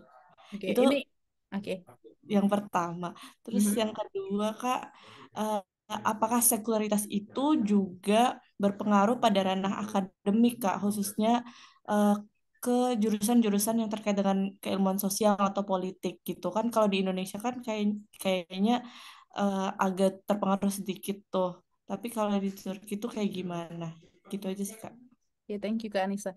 Kayak masalah mukena kayaknya aku biarkan teman-teman yang jawab ya. Kalau sudah pernah sering nonton konten aku pasti teman-teman udah tahu ya. Anyone mau bantu kan kita ngobrol ya, biar jangan aku terus yang ngomong.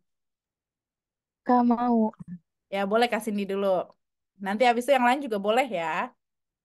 Iya, itu aku juga agak shock sih karena waktu itu juga alhamdulillah diberi kesempatan buat ke Turki kan meskipun sebentar cuma emang banyak shock ya. Eh, Waktu itu aku sholat di eh, kalau dibilang masjid tuh enggak sih kayaknya musola sih ya itu. Mhm. Apa namanya di daerah Sirkeci situ Kak. Nah, apa namanya aku kayak mikir gitu kenapa yang cewek-cewek tuh sholat nggak pakai mukena kayak gitu. Jadi dan alas kaki atau apapun tuh dibawa masuk ke dalam gitu loh Kak. Kaos kaki ya. Jadi iya kalau misalnya untuk menjawab pertanyaan itu mungkin dari video Kak Fadia juga waktu itu aku sempat lihat juga ya apa namanya kalau emang di sana itu nggak pakai mukena dan orang nganggapnya kenapa pakai mukena kayak hal yang aneh gitu dan kayak tapi kok bagus ada juga yang bilang kayak bagus beli di mana kayak gitu gitu sih lebih ke kayak gitu. Cuma kalau misalnya untuk alasannya mungkin itu lebih ke mazhab ya Kak ya. Oke. Mungkin boleh dilanjutkan lagi sama Oke. Kakak dia. Boleh lanjut lagi teman-teman lain mungkin yang tahu biar semuanya ikutan ngobrol. Ngobrol. Wah, kayaknya belum nonton nih videoku ya.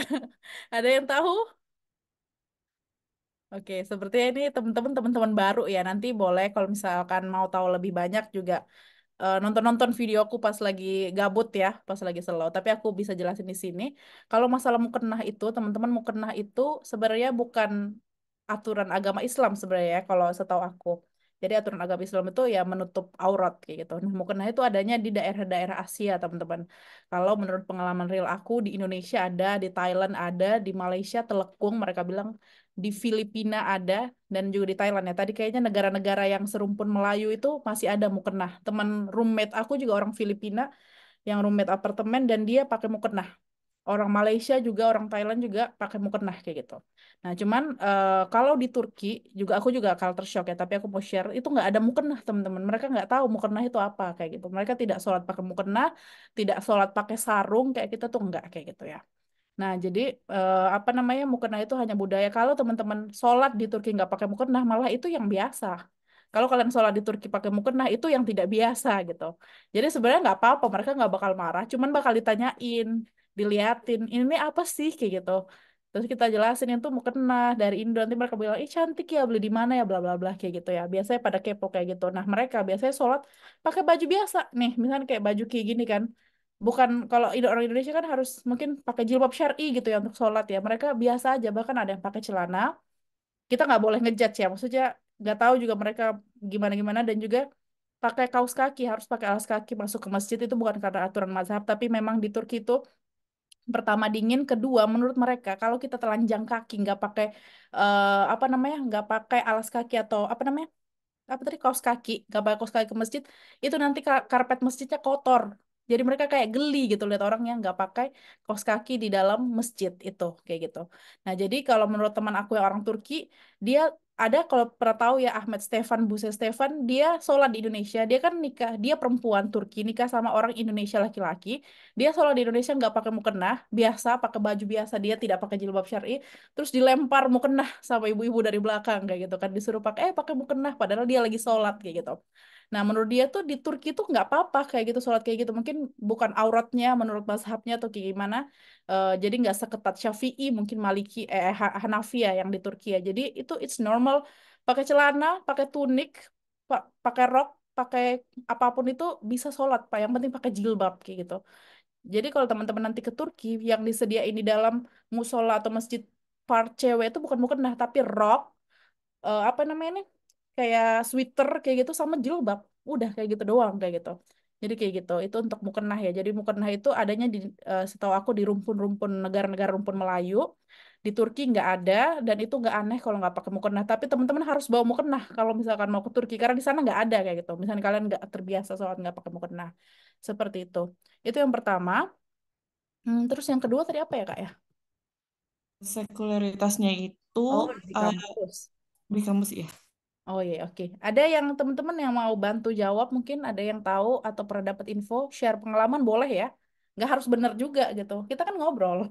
Ngobrol bisa ngalur ngidul. Anyone? Oke ya. Ya, oke. Kalau belum ada nggak apa-apa, aku bantu share ya. Karena aku kuliahnya cuma S2 ya. S2 kan nggak lama juga, dan aku kuliah jurusan ilahiyat kebetulan ya, agama Islam. Nah, sebenarnya sekularitas, aku I used to think, nah, aku used to berpikir bahwa kalau kuliah di jurusan ilahiyat agama Islam di Turki itu dosen-dosennya bakal harus pakai jilbab panjang ya, at least menutupi dada kayak di Indonesia mungkin ya. Kalau di Indonesia kan mungkin akan dibilang ya, masa lu ustazah kagak pakai jilbab panjang, mungkin kayak gitu ya kalau di Indonesia kali ya. Nah tapi di Turki tuh aku kaget kayak, benar ini ustazah ilahiyat, maksudnya dosen-dosen ilahiyat kayak gitu ya. Mereka pakai baju biasa aja, jilbab biasa, pakai celana kayak gitu. Teman kelasku juga perempuan-perempuan, cewek-cewek gitu pakai baju biasa gitu. Kayak aku pikir harus pakai, aku bahkan pikir harus pakai rok atau pakai jilbab panjang kayak gitu-gitu ya, karena aku jurusan agama gitu. Ternyata enggak juga kayak gitu. Bahkan dari segi kayak gitu-gitu tuh, karena akademik juga, kayak misalkan aku jurusan pendidikan agama kan, kayak berdebat apakah pelajaran pendidikan agama tuh penting nggak ya dimasukkan ke dalam kurikulum sekolah gitu. Bahkan dosenku dan orang-orang Turki tuh berpikir, yang mereka tuh dosen ilahiyat ya, dosen agama Islam, nggak perlu sih, harusnya kan orang pada nggak percaya gitu sama pelajaran agama gitu, dan pada nggak mau juga gitu biasanya, ngapain dimasukin ke dalam kurikulum kayak gitu. Kalau di Indonesia kan bisa shik shock nggak sih, orang tua bisa marah, oh kalian ini nggak mau masukin pelajaran agama, gimana anak-anak kita kayak gitu. Jadi itu sebenarnya aku kaget waktu itu kan, sampai aku dan temenku yang orang Filipin, dia bilang apakah kita nih di ajaran sesat Fadia kayak gitu, tapi kita ketawa-ketawa kan, takut kayak gitu. Tapi ya enggak juga, at the end aku berpikir ya kan mereka negara sekuler ya, biasa memisahkan agama ibadah dengan negara, dengan urusan publik, urusan politik kayak gitu. Jadi itu ya lumayan kebawa juga. Bahkan juga aku nggak tahu maksud ke Anissa sekulernya seperti apa, tapi di kampus juga kayak dosen-dosen tuh bebas gitu berpakaian seperti apa. Bahkan yang kalau ilahiyat kan memang dosennya pada berhijab semuanya, tapi dosen di kampus bukan ilahiyat, di jurusan bukan ilahiyat tuh wow banget gitu. Bahkan mahasiswa juga tuh kayak berpakaian yang sangat-sangat seksi tau, dan itu normal, it's normal kayak gitu. Tapi buat kita yang orang Indonesia kan, kaget gitu kan. Tapi buat mereka normal. Jadi kayak sampai di situ tuh kayak nggak ada yang peduli, nggak harus rapi, nggak harus pakai baju. Misalnya di Indonesia harus pakai kemeja, harus pakai sepatu kayak gitu. Nggak harus. Mereka kayak ya udah kayak gini gitu. Kita suka-suka aku kayak gitu. Gitulah maksudnya. Gitu mungkin Kak Anissa. Kak, izin sharing nggak? Iya boleh Eh, Kak Edi. Silahkan sharing.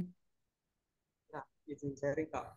Ya. Waktu pertama kali saya ke Besiktas Pak, ke Besiktas di Jalanan Kartal itu, Mhm. saya pertama kali shock itu lihat banyak wanita berhijab pakai hijab itu Kak, Mhm. di restoran, di kafe itu banyak wanita berhijab, banyak yang Rokok. tatoan, minum Oh rokok, rokok gitu. iya iya. Saya Iya iya. pikir wanita Turki itu Islam kok kayak gini ya, padahal pakai hijab juga. Itu bikin saya shock sekali waktu jalan di Besiktas. Tapi saat saya jalan-jalan di Fatih itu ya normal-normal aja. Cuma Mhm. yang di Besiktas saja itu Kak, izin sharing sharing pengalaman saya itu Iya Kak iya. waktu di Istanbul. Oke Terima oke. kasih Kak. Makasih banyak Kak Edi ya, iya benar-benar. Ya jadi biasanya wilayah juga menentukan ya. Jadi kayak misalnya kalau di wilayah ini tadi kayak kayak kata Kak Edi, Besiktas itu ya lebih banyak orang-orang yang bebas kayak gitu ya. Kalau di wilayah Fatih mungkin tuh lebih banyak orang-orang pakai jilbab ya gitu-gitu ya. Ini di Istanbul ya. Makanya tadi aku bilang kalau Turki itu, kalau kalian mau ke Turki dengan Islamnya kental, ya pilihlah kota-kota yang tadi, yang berdasarkan penelitian itu yang memang tingkat ibadahnya tinggi. Kalau kalian pergi ke Izmir kayak gitu-gitu, jangan heran kalau di sana religiusitasnya minor karena kalian sebenarnya udah tahu gitu. Tapi kalau tetap ke sana ya ya resiko tanggung sendiri lah kayak gitu ya. Itu juga yang aku tahu ya. Jadi pas di Turki juga pertama lihat orang-orang berjilbab merokok itu aku bingung banget kayak gitu. Kayak yang bener aja. Tapi mungkin karena aku datangnya dari NTT ya, karena aku nggak tinggal di belum pernah tinggal di Jakarta atau Jabodetabek waktu itu. Jadi aku kayak nggak tahu kayak gitu kalau di kota-kota besar seperti itu ini di Turki ya. Jadi di Turki itu orang-orang dan itu normal berhijab, pakai tato ataupun merokok itu normal bagi mereka kayak gitu. Karena kalau aku tanya itu mereka sholat juga sebenarnya ngerokok pakai jilbab tuh sholat juga. Tapi mereka bilang tuh, aku pernah tanya dosen sosiologi agama aku kan, kenapa sih di Turki cewek-cewek pada ngerokok yang padahal mereka pakai hijab aku tanya kayak gitu kan. Terus dia bilang emang kenapa gitu. Gue bilang soalnya di Indonesia it's not normal. Gue bilang normanya nggak kayak gitu. Di Indonesia kalau kamu pakai jilbab, kalau ngerokok kayak gimana gitu ya. Terus mereka bilang ya awalnya juga cewek-cewek Turki itu dulunya dia mereka tuh sembunyi-sembunyi untuk merokok kayak gitu. Jadi alasan mereka merokok tuh sebenarnya beberapa alasan utamanya adalah karena di Turki dingin. Dan kalau misalkan ngerokok itu membuat badan hangat kayak gitu. Jadi tapi sekarang mereka udah acek-acek, maksudnya udah buka-bukaan ya, udah ngerokok di mana aja dan itu biasa aja kayak gitu. Mungkin bagi kita nggak biasa tapi di Turki itu biasa banget kayak gitu. Bahkan adegan-adegan intim di jalan-jalan, even pakai hijab, that's normal. Aku juga kaget. Di dalam kampus juga aku lihat, aku deg-degan sendiri kan. Aku bilang gimana kalau dosen mereka lihat, apa mereka nggak takut kayak gitu ya. Tapi it's normal gitu. Maksudnya inilah Turki. Kalau teman-teman nanti bakal ke Turki, bakal ada pemandangan kayak gitu, and that's normal. Karena ini negara sekuler gitu. Mau dia pakai jilbab kayak, mau dia pakai mukena kayak, mau dia ngapain ya, itu di bus, di angkot, even desak-desakan, it's normal untuk melakukan apa ya kayak misalnya apa namanya physical touch kayak gitu ya yang lumayan intim ya Ya seperti itu ya. kadang mereka juga minum raki juga Kak, orang berhijab itu di Istanbul. Raki Iya, betul, ya raki. arak ya. Minum minuman keras ya benar. And that's normal tapi tidak boleh ya kita orang Indonesia atau kita sebagai orang Islam menormalisasi itu harusnya nggak boleh ya tapi maksudnya ini di daerah ini itu normal kayak tapi harusnya tidak boleh dinormalisasi seperti itu. Thank you Kak Edi Kak Anissa ya. Ada lagi Kak, Jadi saya Makasih Kak mau Syafia. ya. ini, mau Oh ya tanya sih, boleh Kak Reni. kalau di Turki itu normalnya jam puasa itu berapa jam ya? Sama mau sharing sih. Dulu apa pernah main Ome TV itu ngobrol Mhm. sama orang Turki gitu. Aku tanya Ya. dia apa agamanya apa gitu. Katanya Mhm. Islam. Tapi aku tanya dia ada iftar nggak gitu. Dia nggak katanya nggak puasa gitu. Agak shock juga sih. Aku Iya. tanya kenapa nggak puasa gitu. Karena Hmm. alasannya pekerjaan gitu. Apa cuaca di Turki itu memang sepanas itu atau memang gimana gitu? Oke. Ya, thank you Kak Reni. Ada yang mau sharing, eh, bantu jawab Kak Reni tadi, selain Kak Cindy. Kak Cindy udah tadi. Ada? Kak Isma. Iya Kak, tapi aku mau nanya nanti. Oke, boleh. Kak Ismatullah ini mau tanya atau mau bantu sharing terkait pertanyaan Kak Reni tadi? Mau nanya Kak. Oh, oke. Ya udah ya, aku lah yang jawab pertanyaan Kak Reni ya. Di Turki puasa itu biasanya masuknya di summer. Dan kalau di Turki itu beda-beda waktu sholatnya. Kalau di Indonesia kan lumayan stabil ya. Misalnya maghrib jam 6 kayak gitu ya. Atau jam 6 lebih, 6 kurang kayak gitu.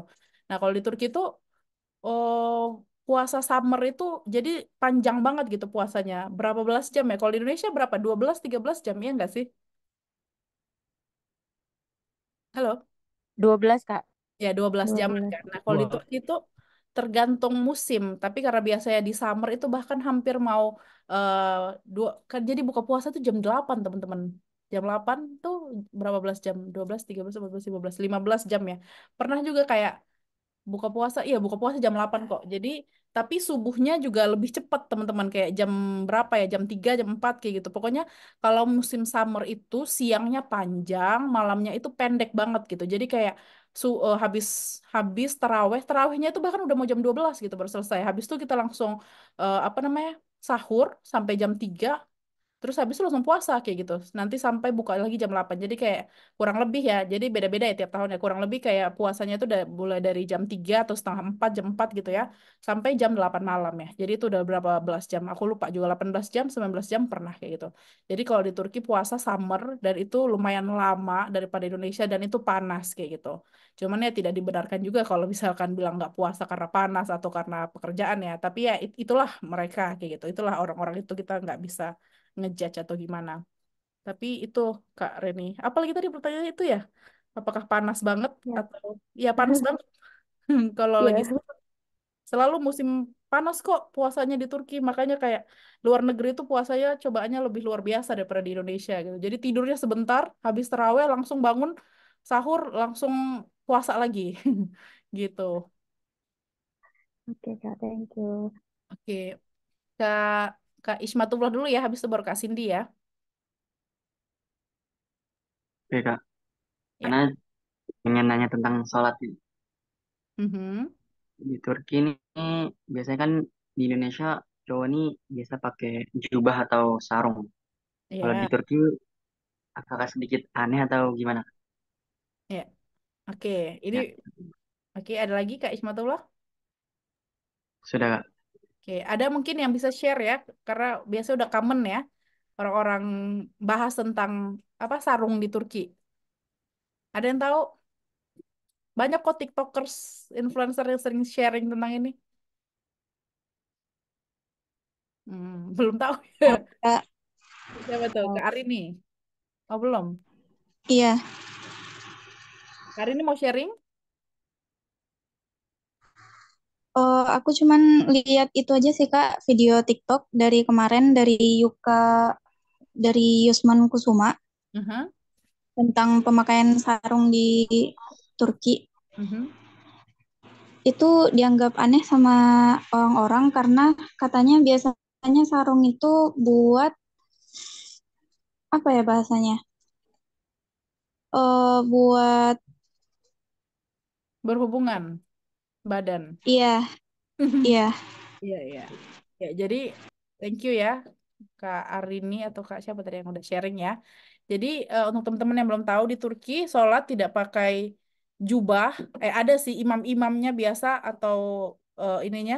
Pokoknya yang barisan-barisan depan biasanya pakai jubah. Tapi kalau misalkan orang-orang biasa normalnya pakai sarung enggak, pakai baju biasa aja. Pakai baju koko juga mereka nggak punya baju koko setahu aku dan aku nggak pernah lihat.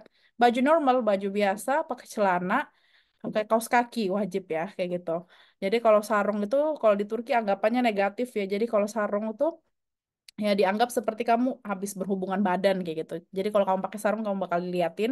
Mungkin teman-teman bisa cek ya TikTok orang-orang banyak yang bilang kenapa sarung di Turki pakai sarung di Turki diliatin dan lain sebagainya macamnya. Jadi kayak gitu Kak sholatnya.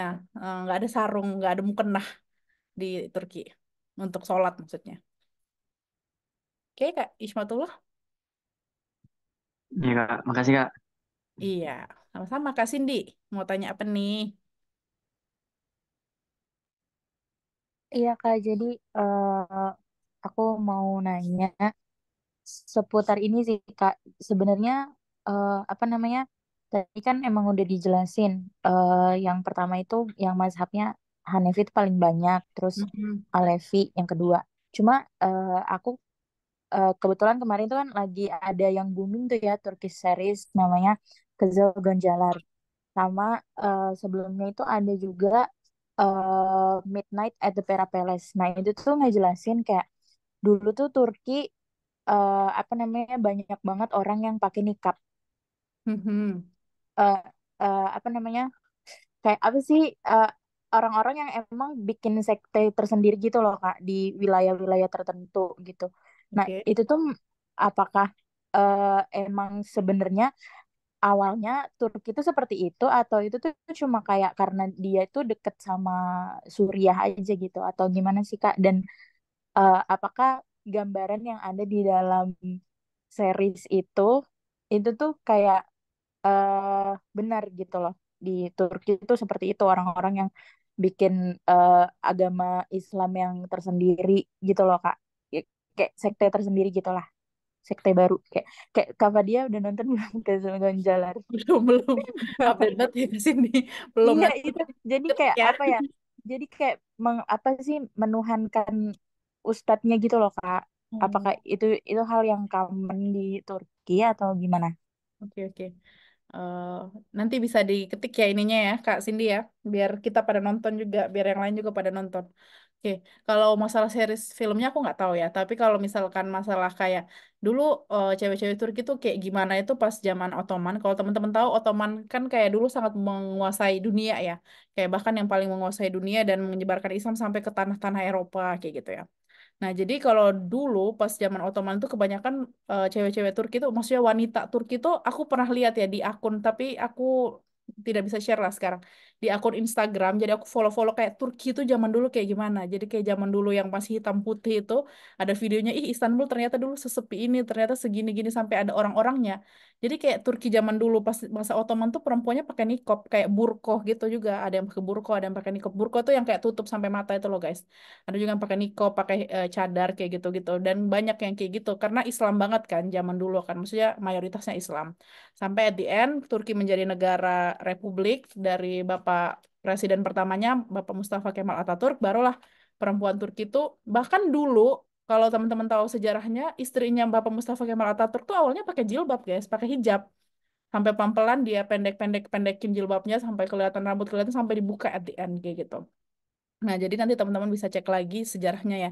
Jadi aku nggak tahu film itu dari segi itu kisah nyata apa enggak, tapi benar kalau dulu perempuan-perempuan Turki, wanita-wanita Turki pada pakai niqab, pada pakai hijab dan lain sebagainya macamnya. Tapi pas sudah zamannya Mustafa Kemal itu mulailah kayak kan sekuler ya, jadi negara sekuler, jadi bolehlah perempuan buka jilbab, nggak pakai jilbab. Jadi kalau orang sekuler Turki itu mereka menganggap zaman Ottoman itu adalah zaman kayak perempuan tuh tidak dibebaskan karena kayak katanya dipaksa pakai jilbab kayak gitu. Jadi mereka menganggap zaman sekarang nih zaman Turki sekuler itulah zaman modernnya Turki. Mereka merasa yang zaman dulu Ottoman tuh kayak apa namanya? Downgrade-nya Turki gitu loh. Apa sih bahasa Indonesianya? Jadi kayak Turki tuh dulu nggak bebas kayak gitu. Jadi mereka nggak suka kalau orang-orang sekuler ya sama masa-masa Ottoman. Bahkan mereka kayak sekarang lah baru Turki bebas, kita bisa ngapa-ngapain, mau pakai jilbab mau nggak bisa kayak gitu. Tapi kalau orang-orang yang Muslim banget, mereka malah lebih suka zaman-zaman dulu, zaman-zaman Ottoman. Dia bilang kayak coba aja Turki masih kayak gitu ya, pasti kayak zaman Ottoman ya, pasti orang-orang masih Islam-Islam banget kayak gitu. Terus kalau yang untuk menuhankan ustadz-ustadznya itu aku nggak tahu ya. Maksudnya aku nggak pernah lihat. Aku ini kan pengalaman pribadi ya, walau alam aku nggak pernah lihat. Tapi mungkin kalau ada yang tahu nanti boleh dibantu share juga. Tapi kalau di sekeliling aku nggak ada ya, ada hojanya, ustadznya, tapi nggak ada sih yang menuhankan kita kayak aku juga biasa ikut kayak kajian-kajian ceramah-ceramahnya biasa aja gitu sama ustadz nggak sampai menuhankan. Cuman kalau di tempat-tempat lain, walau alam ya, nanti semoga aku tahu jawabannya nanti aku survei-survei dulu. Mungkin kalau ada yang tahu bisa sharing ya. Thank you Kak Cindy sudah tanya dan sharing juga. Filmnya tolong diketik. Ya udah aku ketika thank you Kak jawabannya. Tapi Iya. aku mau tanya lagi Kak. Mhm. Cuma cuma aku lupa nanti kalau inget aku ini Oh, lagi. oke. Ketik aja Kak biar nggak lupa. Kak, Lagi aku mau tanya boleh? boleh, tapi boleh raise hand nggak Kak Aida? Soalnya Kak Nurul udah raise hand duluan. Oke, oke. Oke, Kak Nurul dulu ya, boleh ya? Kak, kalau di Ilahiyat Fakultas itu ada jurusan kayak pelajaran usul fiqh nggak? Terus gimana sih pandangan orang-orang Turki sekarang terhadap Ottoman? Baik, itu aja, Kak. Makasih, Kak. Oke. Kalau S1 Ilahiyat jurusan agama Islam tuh jurusannya cuma Ilahiyat aja, agama Islam aja, nggak ada pembagian kayak di Indonesia ada jurusan fikih usul fikih ataupun hadis tafsir itu nggak ada kalau di Turki. Kalau sudah S2 atau S3 bisa pilih jurusan lebih ke jurusan usul fikih, pendidikan agama, sosiologi agama, tafsir, hadis dan lain sebagainya bisa gitu. Tapi kalau S1 udah jurusannya satu aja, Ilahiyat jurusan agama Islam intinya kayak gitu. Dan itu akan mempelajarin semuanya secara umum, kayak gitu Kak Nurul. Kemudian kalau pandangan orang Turki terhadap Ottoman, kalau orang-orang yang tadi kan kita udah ini ya di PPT-nya ya. Kalau orang-orang yang memang mereka itu orang Islam dan kayak lebih pro ke Islam daripada sekuler ya mereka lebih senang zaman Ottoman maksudnya tidak senang dalam segala hal ya maksudnya Islamnya lebih senang zaman Ottoman. Tapi kalau orang-orang yang laik yang sekuler ya mereka nggak suka zaman Ottoman itu mereka lebih suka zaman zaman sekarang, zaman sekuler yang dimulai dari Bapak Mustafa Kemal Atatürk kayak gitu. Oke ya, Kak Hilma. Eh, aku mau nanya ini tentang orang Kurdi. Oke. Orang Kurdi, temen aku itu punya kenalan orang Kurdi. Jadi mereka itu kayak, eh aku cina suka gitu sama sama sama orang-orang Asia. Soalnya mereka apa? Soalnya mereka taat banget beragamanya, cina. Nggak kayak orang Turki sini, cina orang Turki di sini itu nggak taat beragamanya. Mereka suka ngerokok, suka gini, kata kata si orang Kurdi itu. Nah, aku mau nanya, kalau orang Kurdi itu posisinya gimana itu di Turki itu? Apa mereka teh dikucilkan apa gimana? Soalnya mereka teh kayak kayak apa ya? Kayak musuhan nih sama orang Turki teh gitu. Iya iya benar-benar benar. Oke. Oke. Mungkin teman-teman juga ya yang kayak kan tadi ada juga yang main Ome TV atau kan orang beda-beda ya. Ada juga yang nyari jodoh orang Turki dan that's okay kayak gitu. Tapi teman-teman misalkan cari jodoh orang Turki atau teman orang Turki bisa tanya juga ya kamu Turki beneran, maksudnya Turk Musun, kamu orang Turki atau Kurd Musun atau kamu orang Kurdish kayak gitu ya. Karena di Turki itu ada orang Turki sama orang Kurdi kayak gitu. Nah, orang Kurdi itu apa sih? Kalau orang Turki ya orang Turki beneran kayak gitu ya. Kayak kita orang Indonesia beneran. Nah, kalau orang Kurdistan atau Kurdish itu adalah orang-orang yang biasa tuh tinggalnya di biasanya ya, tapi mereka udah tersebar ya di daerah-daerah timurnya Turki kayak gitu. Jadi mereka biasa tinggal-tinggal di timur. Ini kalau kata Kasindi Rohingya Turki. Iya benar. Jadi kayak sebenarnya tuh mereka tuh bukan orang Turki asli. Jadi mereka tuh biasanya orang-orang dari negara-negara yang negara-negara apa nih? Negara-negara konflik lainnya yang memang datang dan juga sudah tinggal di Turki kayak gitu. Jadi misalkan dari Iran, dari Irak itu kan biasa negara konflik ya Afghanistan, tapi mereka tuh udah maksudnya orang-orang itu tuh sudah kayak orang Turki aslinya kayak gitu. Gimana ya kayak Rohingya Turki. Ya jadi mereka tuh lama-lamanya membaur kayak gitu, tapi tetap kelihatan bahwa mereka tuh orang Kurdish kayak gitu. Nah, kalau orang Turki, kenapa mereka kayak saling bermusuhan sama orang Kurdish? Karena orang Kurdish di mata orang Turki adalah orang Arab. Kalau teman-teman tahu, orang Turki nggak suka sama orang Arab. Kalau kalian sering ngikutin konten aku ya, aku sudah sering bilang, orang Turki dan orang Arab itu sangat bertolak belakang gitu. Jadi orang Turki nggak suka banget sama orang Arab, karena orang Arab itu kayak udah mengungsi di semua kota-kota di Turki. Jadi kayak udah menguasai si negara Turki ini. Padahal orang Arab kan bukan tanahnya, itu kan tanahnya orang Turki. Jadi mereka menguasai semua apa namanya tempat-tempat jualan, job opportunities, pekerjaan dan lain sebagainya macamnya. Jadi orang Turki nggak suka banget sama orang Arab karena mereka tuh pengungsi, istilahnya pengungsi di negara Turki, tapi banyak banget jumlahnya kayak gitu.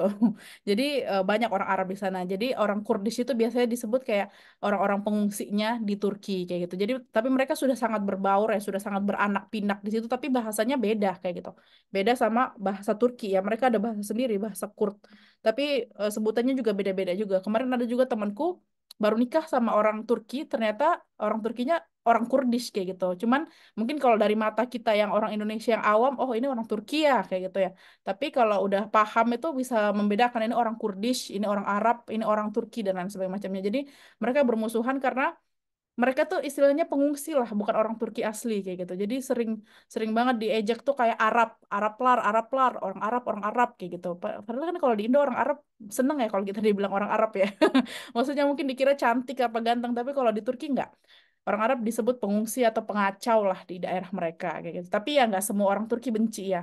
Banyak orang Turki juga yang suka ya nikah sama orang Arab, ada yang suka sama orang Arab, ada kayak gitu ya. Kayak gitulah ya, kayak gitu. Jadi kenapa orang Kurdi sama orang Turki itu saling membenci ya karena itu aja. Karena orang Turki merasa mereka lokal yang punya tanah itu, orang Kurdish itu mereka adalah pengungsi aja kayak gitu. Jadi makanya orang Kurdi bilang, gue suka nih sama orang Asia, rajin beribadah nggak kayak orang Turki. Padahal mereka juga tinggal di Turki. Maksudnya seperti itu ya. Bisa dimengerti kali ya Kak? Siapa tadi? Kak Hilma ya? Ya bisa Kak, makasih. Iya, sama-sama. Mungkin kayak nanti kalau nauzubillah ya, makanya aku bilang janganlah Rohingya banyak-banyak di Indonesia ya. Nanti lama-lama mereka kayak itu, kayak orang-orang Arab atau orang Kurdis di Turki. Maksudnya menguasai negara itu gitu, menguasai negara Indonesia itu. Oke, masih banyak nih, entah aja udah jam 9. Oke, tinggal 3 lagi ya. Kak Nurul, habis itu Kak Aida, baru Kak Edi. Silahkan Kak Nurul. Atau tadi udah ya Kak Nurul ya, cuman belum diturunkan aja raise hand-nya. Kak Nurul, oke Kak Aida aja ya. Kak Aida, Halo Kak, halo.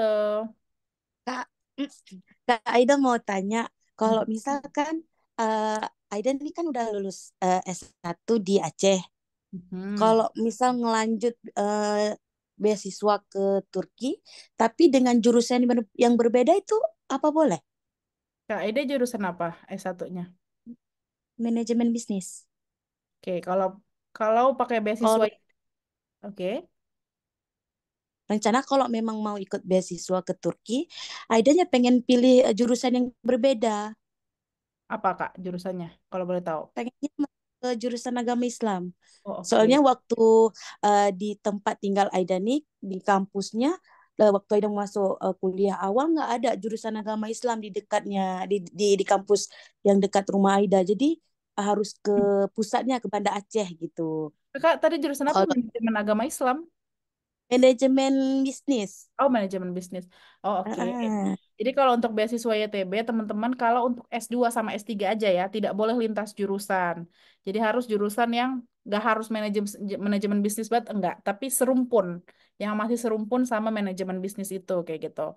Tapi kalau misalkan ilahiyat atau agama Islam, nanti kita harus cek dulu, Kak, di sistem nanti ya, di sistem YTB, kalau udah buka. Ada nggak yang ilahiyat atau yang berbau-bau agama Islam? Karena sistem orang beda-beda, Kak, tapi yang pasti tidak boleh lintas jurusan.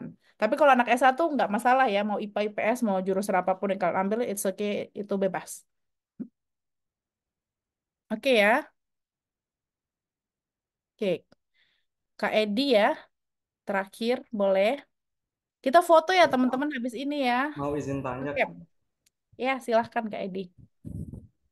Ya, Kak. Eh, mau izin tanya, kalau di YTB itu, kalau kan saya kan PNS di Kejaksaan, apakah ada programnya Pak di YTB untuk khusus PNS itu untuk YTB? Terima kasih Kak. Oke, sama-sama Kak Edi. Ya, jadi kalau untuk YTB itu dia nggak masalah mau kita PNS atau apapun itu kita pekerjaannya mahasiswa, non PNS boleh semuanya. Tapi nggak ada program khusus kayak ini khusus PNS, khusus Polri kayak gitu nggak ada. Setahu aku ya sampai sekarang tuh belum ada. Cuman apa namanya kalau boleh apa enggaknya boleh boleh banget. Teman-temanku juga banyak kok yang PNS juga. Tapi harus dapet kalau si YTB-nya mah nggak masalah. Mereka nggak akan minta surat apapun. Tapi dari kantor kita, misalnya dari kantor KED Kejaksaan itu bolehin atau enggak dan ngasih apa izin cuti belajarnya itu selama berapa tahun kayak gitu setahu aku teman-temanku yang PNS dosen-dosen kayak gitu Kak. Terus mau tanya satu lagi Kak, apakah ada Mhm. batasan umur Kak kalau di YTB itu kalau sudah kerja gitu? Iya, batasan umur S1 satu tahun maksimal, S2 30, S3 35. Kalau YTB pakai batasan umur, tapi kalau beasiswa lain kayak Hungaria, Rumania kayak gitu tanpa batasan usia. Kak, terima kasih Kak atas penjelasannya. Oke, sama-sama. Oke ya temen-temennya udah jam 9 nih kayak udah kurang lebih 2 jam mungkin ya kita cincang-cincong sohbet ding jangan cincang-cincong kita sohbet muhabbet kayak gitu ya. Alhamdulillah nggak tahu deh teman-teman masih ada pertanyaan apa enggak tapi aku mau bilang terima kasih ya teman-teman ya salam kenal kayak jadi teman-teman baru nih soalnya kayak tadi kayak aku bilang ada yang tahu ini soalnya kan aku udah sering share di Instagram atau TikTok aku ya mungkin teman-teman belum tahu nggak apa-apa welcome host Geldin selamat datang ya. Nanti insya Allah kita bakal sahabat muhabbet ini kita semoga ya insya Allah rutin setiap bulan. Tapi bukan ngomongin tentang beasiswa lebih kepada kayak budaya culture di Turki. Jadi biar pas sampai sana tuh nggak shock-shock banget kayak gitu. Doain semoga aku bisa undang juga awardee lain atau alumni lain yang Turki yang lebih paham masalah-masalah lain, misalnya masalah tentang feminisme di Turki atau apa ya tentang budaya-budaya lah di Turki misalkan budaya culture shock dari segi ini segi itu dan lain sebagainya macam atau nanti teman-teman juga bisa saran kok ngomongin apa ya atau patriarki di Turki dan lain sebagainya macamnya juga nanti bisa saran dan itu bisa kita bahas kayak gitu jadi nanti insya Allah kalau teman-teman ke Turki atau sebelum teman-teman ke Turki udah tahu oh Turki itu ternyata negara yang kayak gini ya biar nggak kayak aku dulu kayak kaget semuanya tiba-tiba kaget kok gini karena aku nggak tahu sama sekali waktu itu dan nggak ada yang kasih tahu seperti itu teman-teman. Oke, kita foto yuk, yuk open cam semuanya teman-teman yang bisa kita open cam, kita foto buat kenang-kenangan. Sebentar ya, gimana nih cara? remove pin. Nah, kayak kita tungguin ya, pakai mukena boleh. Ini di Indonesia bukan di Turki. Boleh pakai mukena. Di Turki juga boleh kok. Cuman aneh aja mereka lihat. Yang mau daftar kelas mentoring boleh ya, langsung chat adminnya aja. Min Abla nih, WA-nya ada tadi udah dikasih linknya. Tanya-tanya aja dulu kalau misalkan apa namanya mau tanya-tanya silahkan. Langsung aja chat adminnya. Teman-teman juga bisa kok ngobrol-ngobrol di grup Telegram itu. Udah tanya-tanya aja nanti ada yang jawab biasanya kayak gitu ya. Kalau pada mau aktif soalnya pada diem-diem itu di grup Telegram kayak orang introvert semuanya. I don't know. Oke, siapa lagi nih yang mau open cam? Kita masih tungguin.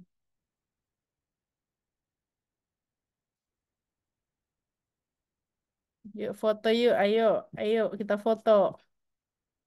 Yang nggak bisa open cam nggak apa-apa. Yang bisa masih kita tungguin. Kita tunggu sampai 1 menit lagi. 21:06. Yuk open cam yuk, pakai mukena nggak apa-apa. Yang cowok jangan pakai mukena, nggak usah. Tuh yang mau chat Min Abla boleh screenshot link ini atau copy paste aja tuh link ini atau langsung klik aja tuh WhatsApp-nya atau bisa juga di link bio Instagram aku ada kok yang mau chat admin WhatsApp-nya. Tanya-tanya dulu. Oke, sudah 21:06 ya. Aku screenshot. Teman-teman mau screenshot juga boleh. Nanti mau tag di Instagram story boleh ya. Tag aku @fadiamuksen atau @melekbeasiswa juga boleh. Nanti di repost. Aku ketik dulu deh. Siapa tahu lupa.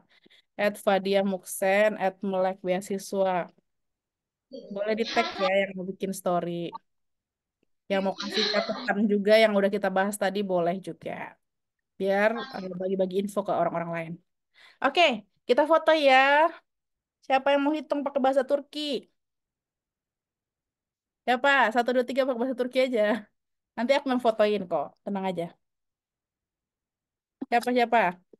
Aku boleh. Boleh Kak Tapi Cindy. aku nggak open cam. Gimana sih? Ya udah nggak apa-apa. Itu fotonya juga, selfie juga udah kayak open cam. Oke, Oke. hitung dulu. Hazır mısın? Evet. Tamam. Bir, iki, üç. Lagi. Lagi. Satu kali lagi. Bir, iki, üç. Oke, udah aku foto. Nanti fotonya aku kirim ke grup Telegram ya, biar teman-teman bisa upload di story. Dan juga jangan lupa tag ya, dan juga share informasi-informasi yang bermanfaat tadi teman kalian atau ke siapalah yang mau kuliah di Turki biar dia nggak shock banget gitu ya, kayak nggak biar dia melek informasi lah sedikit ya, kayak gitu ya. Oke, thank you so much teman-teman. Terima kasih banyak ya semuanya. Aku harap kita bisa ketemu lagi nanti di Sohbat Muhabbad episode 2 atau di kelas mentoring atau di mana aja di grup Telegram, di grup mana aja nanti. Semoga kita bisa ketemu lagi ya. Semoga aku bisa dapat kabar baik dari teman-teman yang hadir di sini. Nanti insya Allah lulus beasiswa manapun, beasiswa luar negeri manapun, kayak gitu ya. Yang terbaik menurut Allah ya. Semoga aku bisa dapat kabar baik dari teman-teman semuanya ya. Amin. Ya, oke. Amin. Thank you so much ya. Udah malam juga kita istirahat. Makasih semuanya. Wassalamualaikum warahmatullahi wabarakatuh. Görüşürüz. Bye-bye. Waalaikumsalam. Makasih, Dadah Kak. semuanya. Terus. Jangan lupa chat admin Terima WhatsApp. kasih, Kak. Dadah.